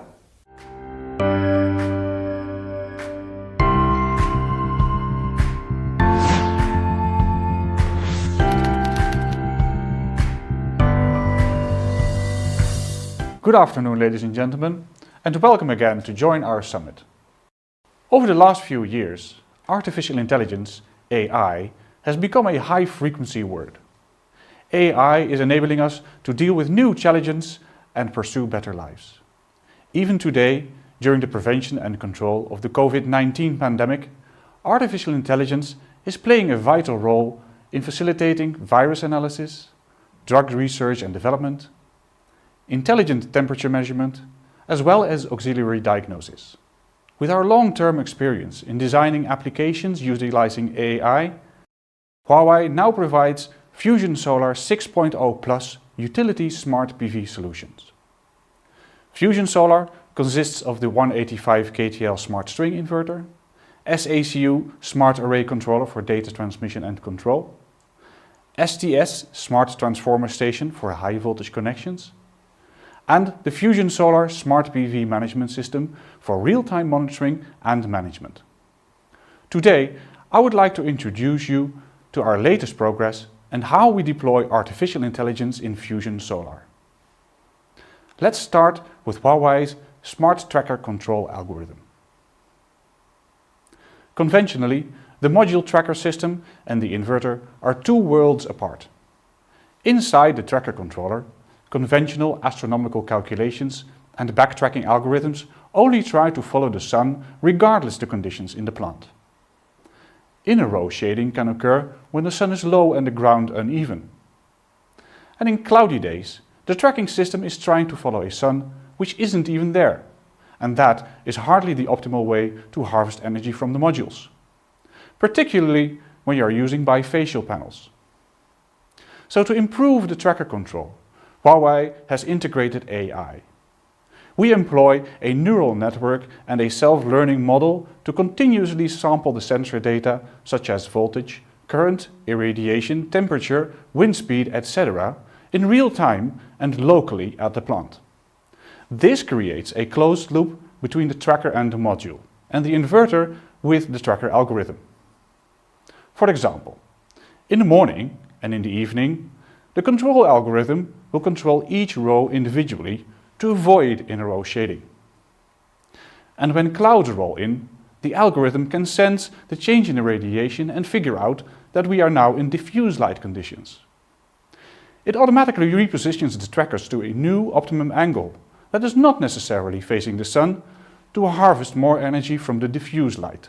We have tested this technology in PV plants in different latitudes all over the Chinese mainland. Results show that compared with standard helioscopic tracking, the smart tracking algorithm can improve energy generation by 0.5 to 1.3%. We have also used AI to reduce O&M complexity and OPEX with smart IV curve analysis. Compared with a conventional solution that uses on-site sampling tests and time-consuming manual analysis, smart IV curve analysis can drastically shorten diagnosis time from weeks to half a day. AI learned this expert knowledge and can accurately identify 14 types of string failures, which is also certified by TÜV. The diagnosis can further provide troubleshooting solutions to close the loop in your O&M process. This function has now been deployed in 5 gigawatts of PV plants worldwide. Huawei continues to upgrade the algorithm to suit more and more scenarios. In this year, the 4th generation can support diagnosis of mono, poly, bifacial and shingled PV modules. And it is also compatible with mixed installations where different PV modules are in one string or in a Y-branch connection. This year, I am very excited to launch this new AI algorithm on grid connection. As the LCOE of PV continuously decreases, solar is expected to become a major energy source. According to IEA's outlook in 2019, in the near future, over 30% of all newly installed power plants on an annual basis will be a PV plant. However, this influx of renewable energy access is pushing out the traditional generators like thermal power plants in many countries. In addition, PV plants are usually constructed remotely, and they are generally in faraway situations from the power grid with consumers. Therefore, we can find that the short-circuit ratio of some regional power grids will become lower and lower. Or in another way, more and more regions will see a new challenge of the weak grid. And this chart on the right is based on Bloomberg's prediction of renewable energy penetration in several regions.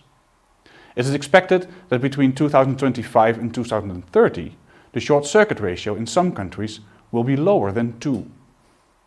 Huawei has been researching the grid connection of PV technology for many years and has invested heavily in the precise insights into the power grid status and improving control accuracy. Currently, Huawei has achieved what we call stable grid connection in all scenarios.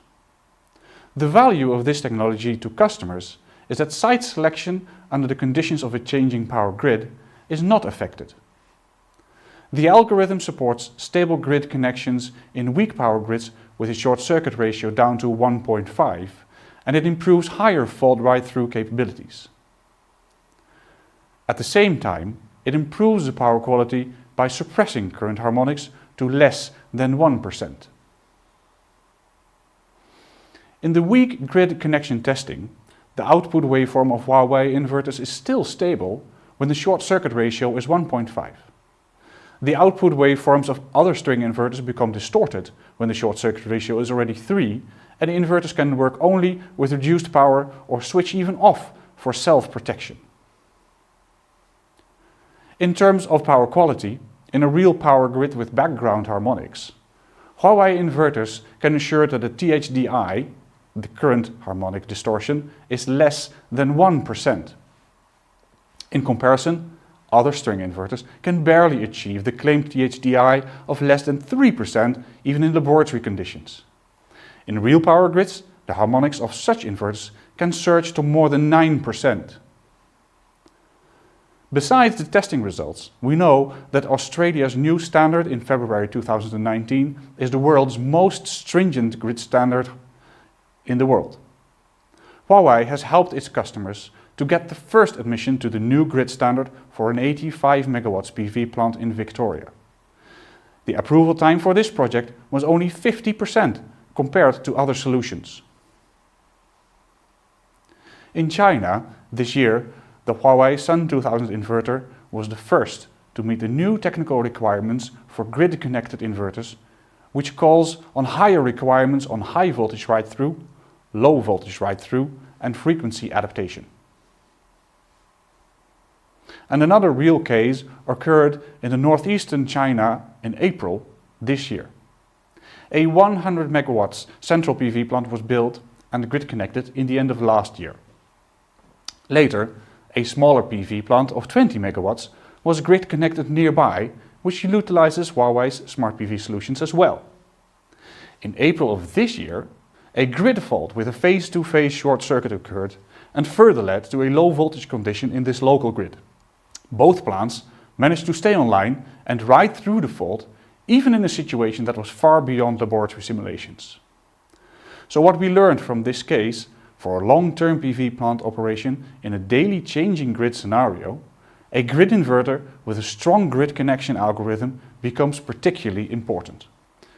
For many rooftop projects, we know that one of the key challenges in building safety is electric arcing. Electric arcing is a breakdown of air that produces a high temperature electrical discharge. It can occur in unreliable soldering joints within the PV modules, in broken PV cables, or in loose PV connectors. Because of the intense temperatures of up to 3000 degrees Celsius, electric arcing can easily start a fire. Moreover, these arcs are very hard to detect, since the arcing signal can be as small as 0.1% compared to the normal voltages and currents inside the PV system. For this challenge, Huawei has introduced the AI-powered active arcing protection last year. Very much similar to how computers can learn to recognize faces, Huawei artificial intelligence is continuously self-learning how to detect the specific signals of electric arcs under any condition. And when a real potential arcing risk occurs, via its local neural networking algorithm, it can accurately detect and judge whether it is a real or false alarm. When a real arc is detected, the inverter will shut down immediately, which will extinguish the arc as well. The entire process, from detection to shutdown system, takes less than half a second, which is well within the standard requirements of 2.5 seconds. The proof of the pudding is in the eating, so let's demonstrate this now. At the left-hand side, we see a real arcing simulation in our lab without AFCI protection. We can see the DC arcing is continuously burning and it is posing a fire risk. On the right-hand side, we turned on the AFCI protection. With the same electric arcing conditions, we can see that the arc extinguishes almost immediately and the inverter is shut down and the monitoring system reports the problem in real time. The system is now safe and a trained installer can now go to the installation to fix the problem and eliminate the risk. As digital technologies and renewable energy are reshaping the world, we firmly believe that our society will become intelligent within the next 3 decades. Powered by AI technologies, the PV industry cannot stay behind, and it will be reconstructed and redefined. In the new world, where everything is sensing, connected and intelligent, solar power will become greener and more vibrant. Thank you for your time.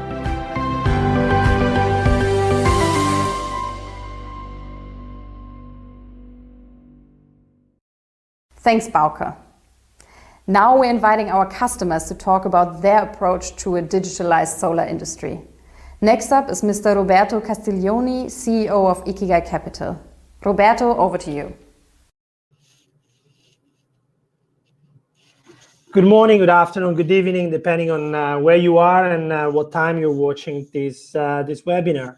Thank you so much for the introduction, and thank you so much, Huawei, for the opportunity to be here today and to be talking about power digitalization to support the energy transition. First of all, I would like to give you a quick description of who I am and my company, Ikigai, so that you get an understanding on where we're coming from today to talk about digitization and digitalization and funding the digitalization, more importantly.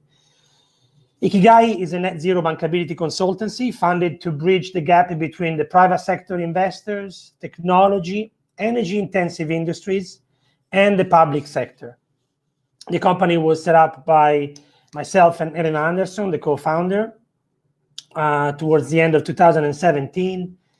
And we have today a couple of very important members of the board that help us deliver the energy transition.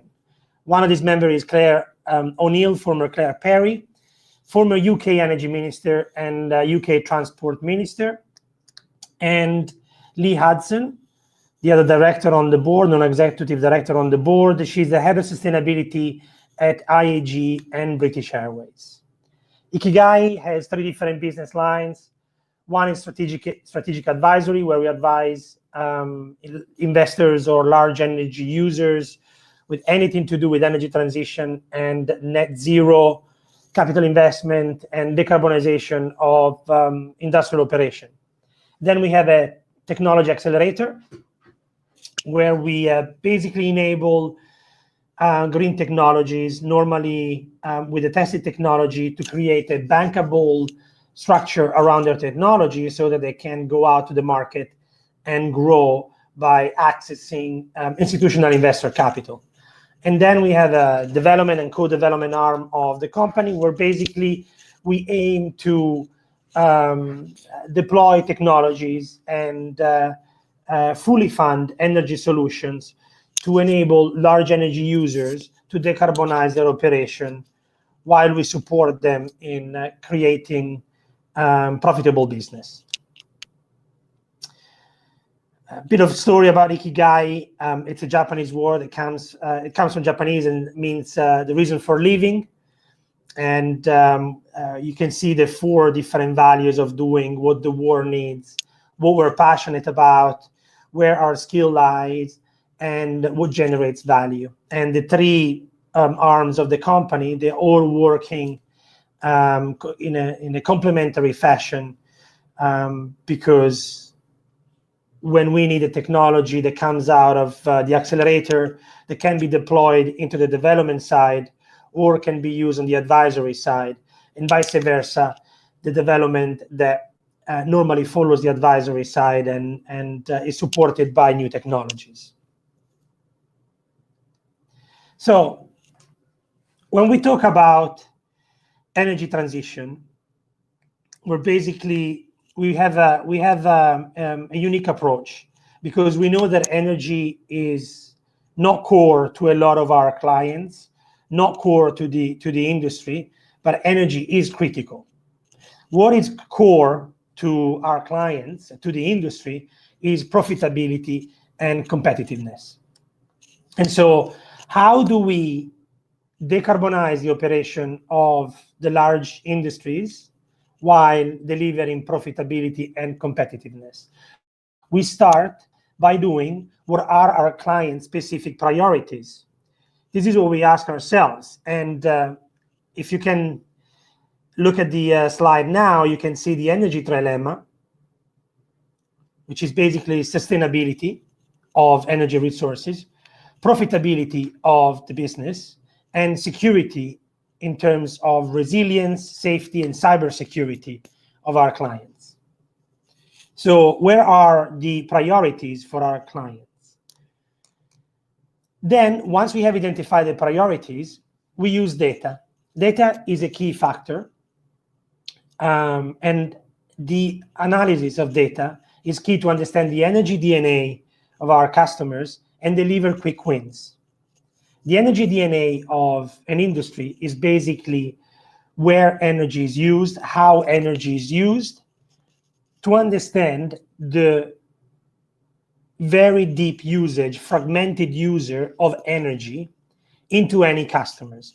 Because it's only by understanding the challenges of using energy that we can actually optimize consumption of energy, i.e. reduce the consumption of energy. And then, only then, we can actually create solutions to deliver decarbonize operation and deliver profitability as a service. It's a bit like going to the doctor, and unless the doctor runs some tests and understands deep down what your symptoms are, he or she will not be able to deliver the proper medicine to cure your issue. And in a way, that's exactly what we do with our clients. We get deep down all the way to the granular consumption of energy to understand how energy is consumed, why and when, in order to create the proper solution. Digitization, automation is key, central to the solutions that we provide. But I believe that digitization should be key to any solutions within the energy transition. And any investor should think about including digitization in any investment opportunity within the infrastructure sector.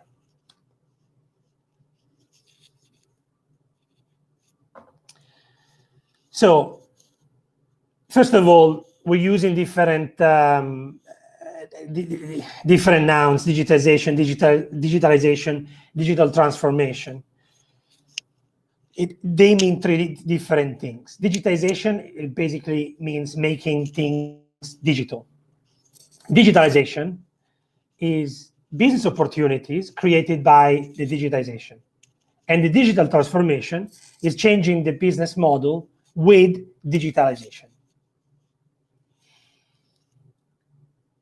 The digitalization is driven by three main drivers, I think. We have an increased volume of data due to the declining cost of sensor and data storage. It has become extremely easy these days to harvest data, to collect data. The problem is that when you harvest data and when you collect data, you may run the risk of ending up in a data swamp. So it's a pool of data so thick, the information is so thick that you can't actually swim through. And that creates a problem.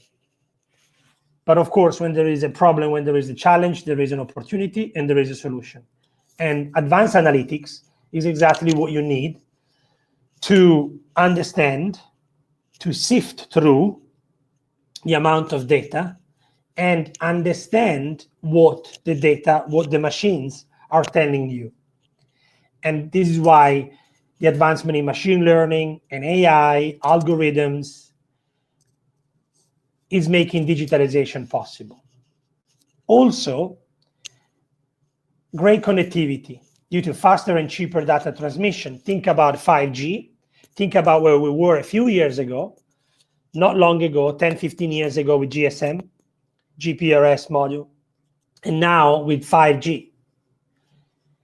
The level of information, number of data that you can transmit is tenfold from a few years ago. So more data quicker means that you can analyze things at a deeper level.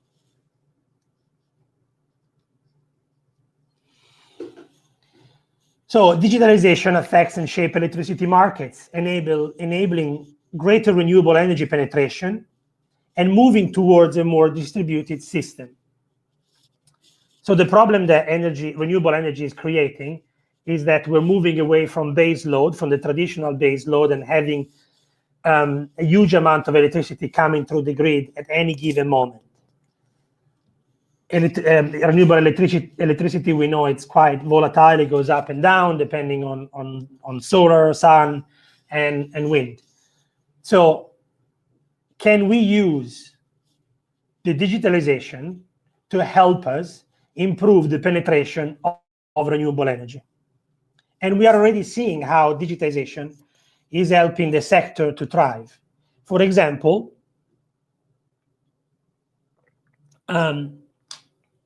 helping smart demand response to enhance flexibility.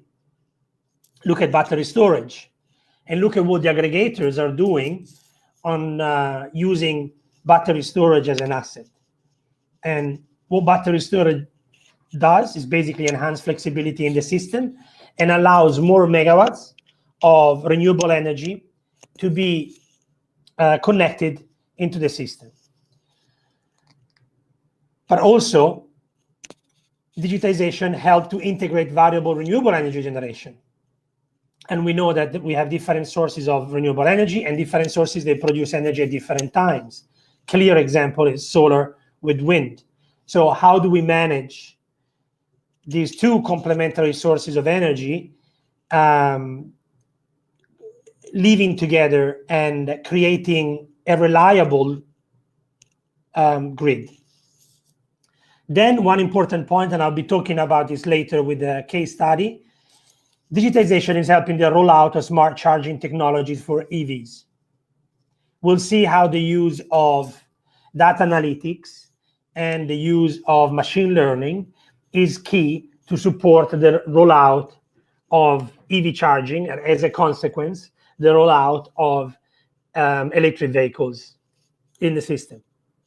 And then think about smart metering.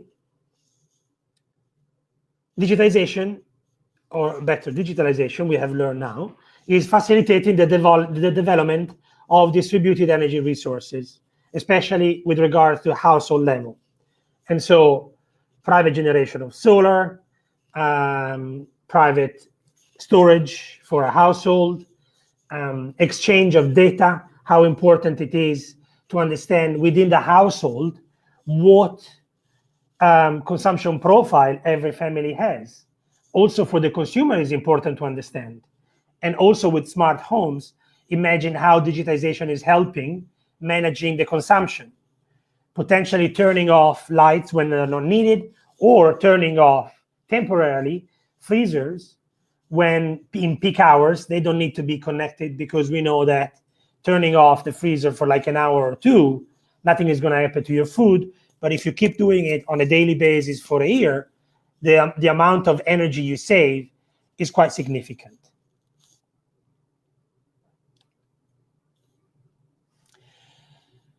Digital technology, as I said, are widely used in the energy and in the end-use sectors.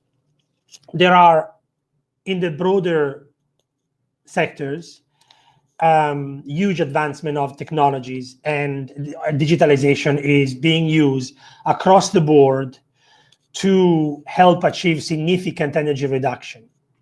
But because of this, we are actually start seeing an excessive use of energy to support the digitalization. And we can't just move towards a direction at the expense of the increase of energy consumption. There are other sectors, key sectors, that we need to decarbonize, and digitization is helping the decarbonization. For example, transportation, whether aviation or, as we know, vehicles, they're moving towards electrification. Some airplanes are already being developed for the short haul. Buildings, important penetration of digitization, as I just said, with IoT and smart metering and smart sensors. And also the industry with IoT, digital twin, machine learning, and remote control operation.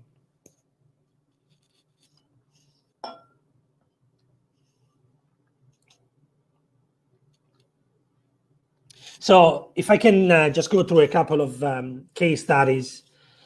What I was just saying, digitization is a two-way street, affecting both the supply and the demand for energy. We are using digitization always more. We're producing more data. We need to save the data. We need to process the data. We need to distribute the data. But this means creating bigger and bigger and bigger and bigger data centers. And data centers are one of the biggest consumers of energy. In fact, it is estimated that in 2019, about 1% of global electricity use was because of data networks. And so on one side, we're using digitization to decarbonize the industry, but then on the other side, we're seeing that actually digitalization is driving electricity demand. And so this is a point that we need to be very careful, because we don't want to solve one problem by creating another problem.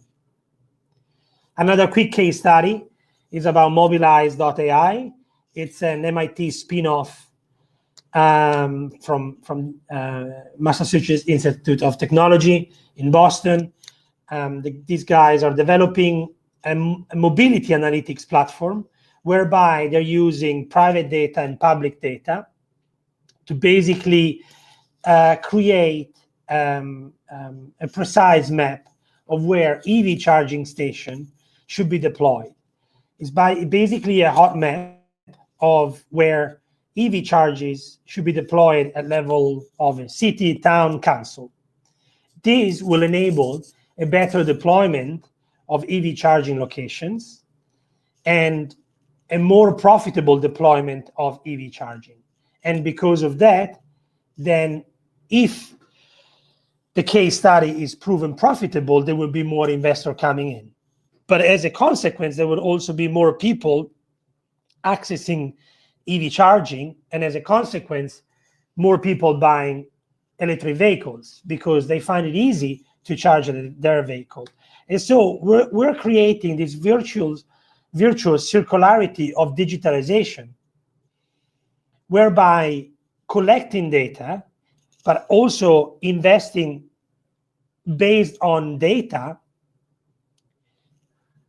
gives informed decisions to the investors that enable them create profitable investment decisions, that enable them create more data, that then goes into the circle and create the perfect environment to deploy EVs and to move forward with one of the main drivers of the energy transition.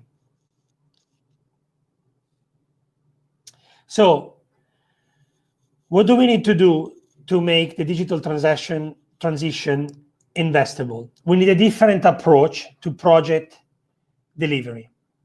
First of all, we need to have a multi-vector approach. So it's not just electricity, but we need to look at the energy system as a whole: power, heating, cooling, storage, e-fuels, carbon capture. Also, investors, they need to look at a system-based approach where we are technology neutral, where we are demand-led, and when we look at fully integrated solutions, fully integrated systems. We also need to remember that all these solutions, they need to be bankable. So we need to have a proper risk allocation. We need to have, wherever possible, stability of cash flow and visibility of cash flow.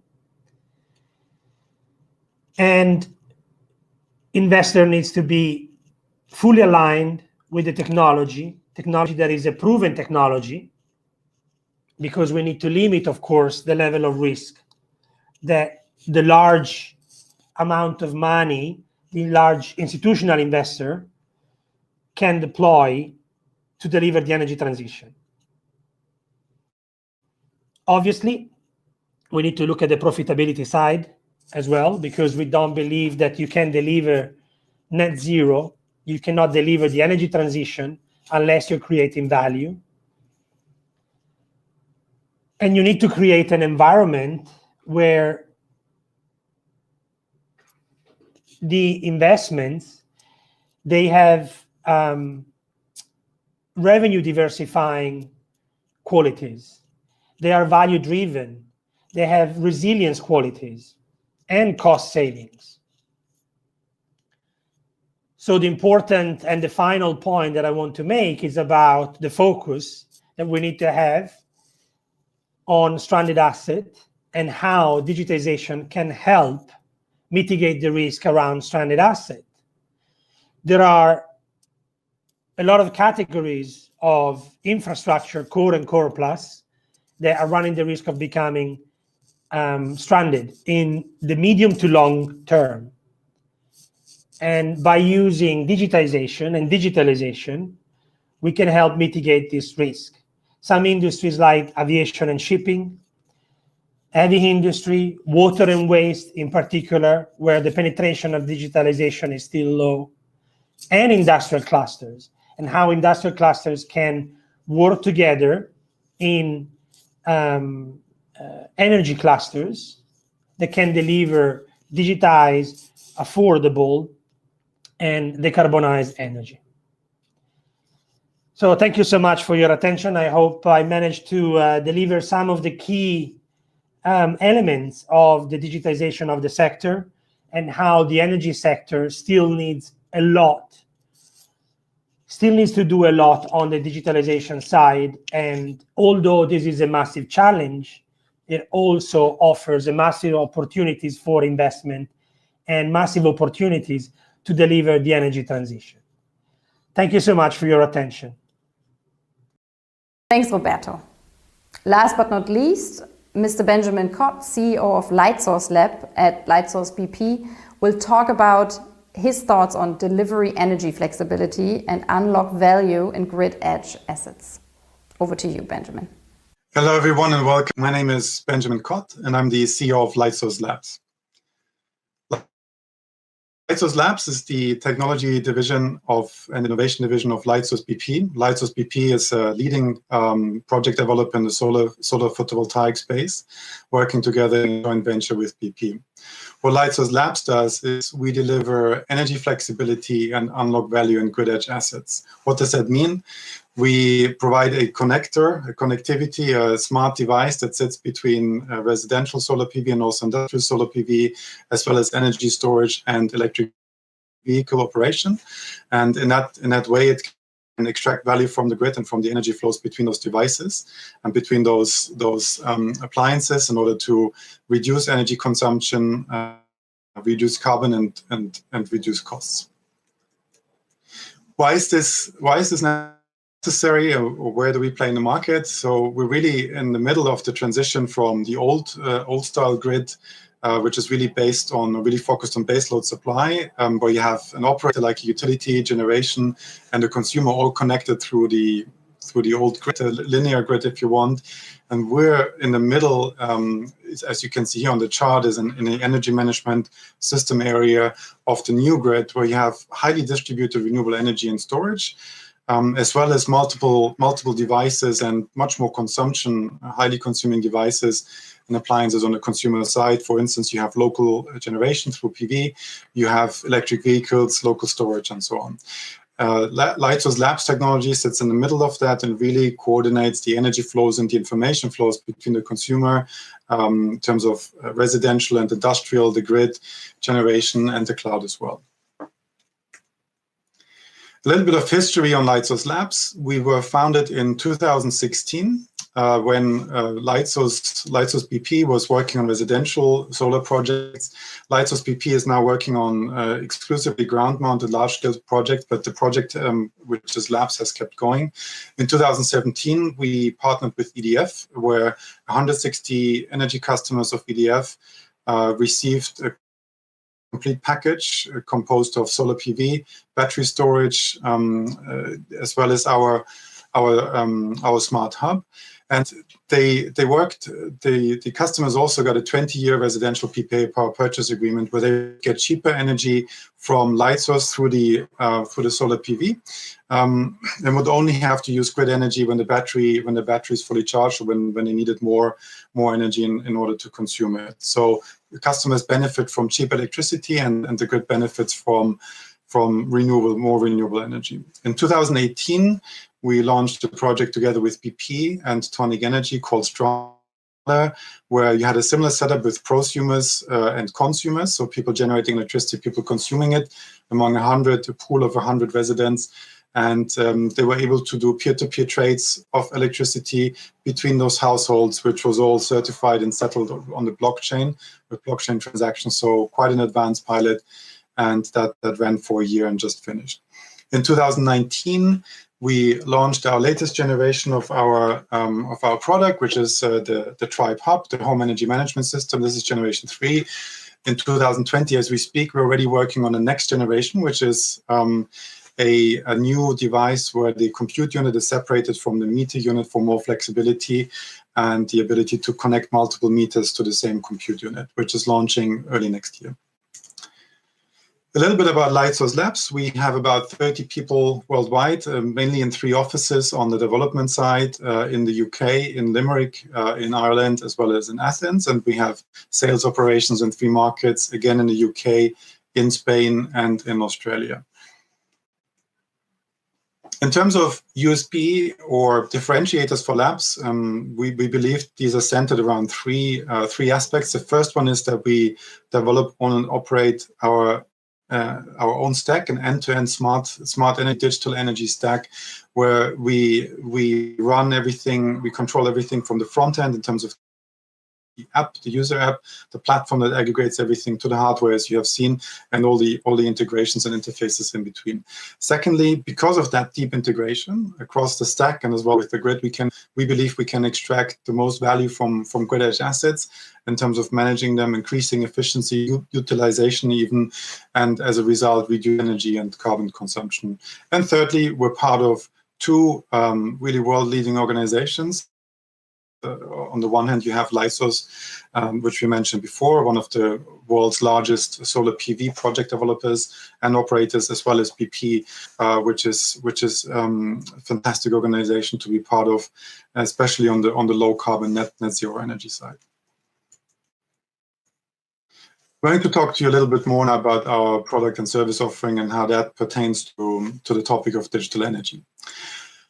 So as labs, we really have multiple offerings in multiple sectors. So first of all, in the top left side, which you see here, we have the HEMS, which you've just seen before, our Tribe Hub, as we call it, which is for residential context and connects directly to the inverter, solar panels, and so on, which we'll see more about in a minute. Secondly, we can use the same or similar technology for industrial and commercial premises, be that shops, multi-site operations, schools, all the way to offices, where we can really establish a similar kind of connectivity, only that there you have more consumers, more energy consumers, you have charge points, you have more storage, so it gets much more interesting, much more complex, and really an opportunity to bring it together as well. Underpinning everything, what you see here in the top right quadrant, we have our own IoT platform, which is based on technology called UbiWorks, which we acquired a couple of years ago. That is really running both in the cloud as well as on our devices directly with constant synchronization and over-the-air updates. And then in the lower row, as you can see here, we then have the possibility, once we have installed the IoT platform, we have this grid and this network of connected assets. We can then deploy on top of this a VPP, a virtual power plant for distributed energy assets. We'll see more about this in a minute, as well as go to a level where we can optimize large energy generating assets, for instance, dynamic solar power plant optimization, as well as distributed energy and resource management. You can see them here in gray because these aren't things that we do today as we speak, but there are options for us and opportunities that we're actively exploring right now. Back to the beginning, so a little bit more about the HEMS, the Home Energy Management System. Imagine you have a house or property. It doesn't have to be a house, property of any kind that has, on the one hand, the generation, which you see here as the solar panels on the roof. It has ideally some form of battery storage, as well as an electric vehicle and an EV, and maybe some smart devices, smart appliances, smart plugs in the home. So what Tribe allows you to do then is to maximize the self-consumption of the storage you have, as well as, and then in order to then use that electricity when you're home in the evening, for instance, but also you can sell it to the grid when the tariffs are high. So we are integrated with a number of dynamic tariffs, dynamic time of use tariffs, so you can use your storage you have, both the battery as well as the EV, the storage in the EV for arbitrage opportunities in order to sort of manage flows from into the grid. Also, what you can do with Tribe, we'll see in a minute through the app, is you can automatically set it to save money, save carbon, increase your comfort, and you can also adjust settings for your home. For instance, you want your EV charge to 50% at least at 8 a.m. and your washing washed at 7 a.m. so you can hang it out. These are all things you can manage directly with Tribe and automate as much as possible. This is just very briefly a quick chart. It's actually here from Delta EE, which fits the purpose very well. So you can see Tribe sits in the middle. It connects both to the switchboard, to your distribution board at home, on the one hand with the metering device we have, but also talks directly to the inverter. For instance, we have direct connectivity, either Wi-Fi or a serial cable, and through the inverter it can then communicate with the battery as well. On the other hand, through Wi-Fi and wireless technologies, we can speak with smart appliances or smart-enabled appliances, for instance, a washing machine, air conditioning, water heating tanks, water storage tanks, lots of other devices, which can be then automatically managed by Tribe. Last but not least, Tribe Connect has a connection to the cloud, either through Wi-Fi or 4G. and always gets updated with the latest weather forecast, electricity tariffs, and anything else that's useful from the Tribe cloud in order to really make the best management decisions in terms of the artificial intelligence that is running on the box. This is maybe an interesting topic as well. The Tribe itself is fully cloud connected, as all modern digital startups and technologies should be, but it runs also completely independently from the cloud. So if the Wi-Fi goes down, if there's no connectivity or there's any other problems, in that sense, we have a compute unit, very powerful, in the box itself, and it is fully operated with the same IoT system that runs in the cloud. So your energy management at home will just keep going in the same way as it has before, and then it will update with the cloud weather reports and any other data that is synchronized with the cloud as soon as the connectivity is back, or we do it through 4G. These are just, I'm not going to go through this in detail, just some impressions from our mobile app. Runs both on iOS and Android operating systems. So you can see on the left-hand side, there's really an opportunity to get a high-level view with the energy flows in the home. You can also swipe and prioritize, as you can see here, your energy consumption. So put the electricity that's generated by the panels into the storage, the local storage, the battery, or the EV, or put it into the grid. And in a similar way, you can see what your consumption is over time, how much you're spending in terms of pound, but also how much you've saved. And here on the right-hand side, you can see a little bit that the device level consumption, which we can measure as well through smart plugs, and the scheduling, which you can do through the app. So you can do as much manual as you want in terms of setting it up and scheduling, or you can just automate everything and say, just save me as much money as possible, or run it or save as much carbon as possible. This is just a quick image here. I'm not going to go through this in detail of the integrations we've done. So we really see Tribe, the Tribe Hub as the core device that really sits at the nexus, at the center of energy management in the home. You can really simplify it and say, you could simplify it and say Tribe is the smart assistant for home energy management. So on the one hand, we have lots of integrations with different tariffs in different markets in the UK and beyond. We have lots and lots of communication protocols we support in order to really cater and integrate a lot of different devices and equipment. We get lots of data from the cloud. We can do load optimization of all sorts of devices, from air conditioning to water storage tanks and specific appliances. We're integrated with a range of inverters, as well as energy storage devices. And as we speak, we're also integrating with the latest generation of Huawei inverters, which is something that we're really looking forward to being able to bring to the market. And last but not least, we support OCPP, EV charging protocols, and working on an EE-bus integration as well. So just to stay on the slide for a second longer, so the core value proposition of the Tribe Hub is really to manage all these different integrations. So our partners who we're working with, be they energy utilities, be they housing operators, landlords, or device hardware OEMs, they don't have to worry about it. They can rely on us for these integrations and deliver the best service possible on top of that. Now I have to accelerate a little bit, but I just wanted to give you a little flavor of other things we're offering and we can offer, which are based on a similar kind of stack, a similar technology, from IoT technology, the platform that underpins everything, to IoE, Internet of Energy, as well as the user apps you have on top, and of course the hardware. So one of these examples is energy management system for C&I, for commercial and industrial.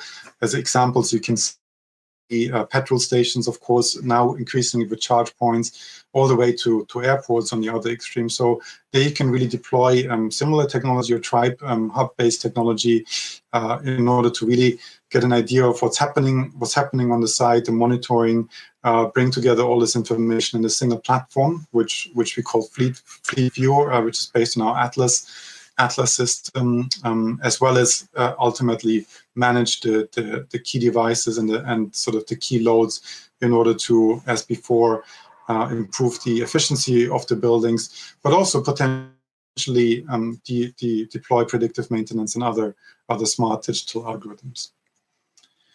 I wanted to talk to you a little bit just about the IoT platform we have, this is based, as I mentioned before, on UbiWorks technology, and it's really quite sophisticated in the sense that it's very flexible. It's in the cloud, but it can run on the sort of compute unit, which is based on an ARM processing technology, quite powerful for local sort of deployment.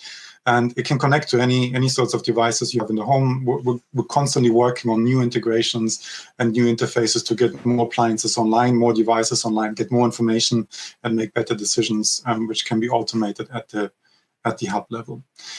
And then, last but not least, what you also have, as I mentioned before, once you have deployed lots and lots of energy assets, be they generating assets or consuming assets, including storage, which is really a third category if we want.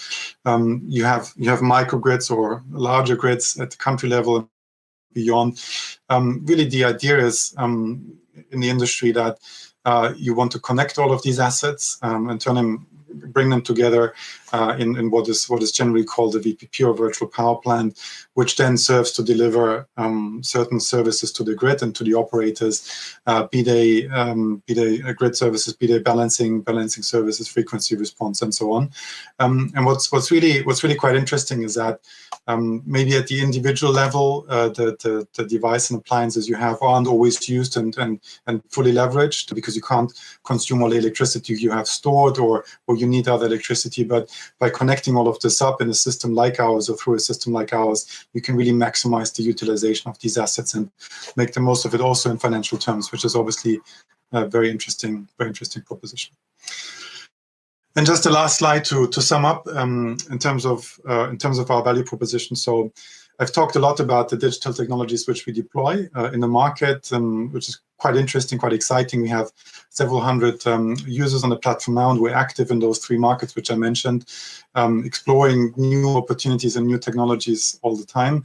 But really, at the end of the day, it comes down to the value proposition, the benefits for our partners. So be they distributors and installers who can use it to augment, aggregate their product offering, be they inverter, battery, and charger OEMs who can differentiate in the market with that and make the device truly smart without having to worry about all the integrations that you find in the home and that are outside of the remit, to, as you see in the middle here, utilities and grid operators who can use our technology to have a much better interface and understanding to the customers and understanding of customer behaviors in order to offer better services to customers and lower the cost to serve, as well as facility managers and property developers who can benefit from it in terms of, again, differentiation, but also really to lower the cost to serve and lower the operating cost and the cost to operate the microgrids in new development, which is all possible with the kind of technology that I've spoken about today.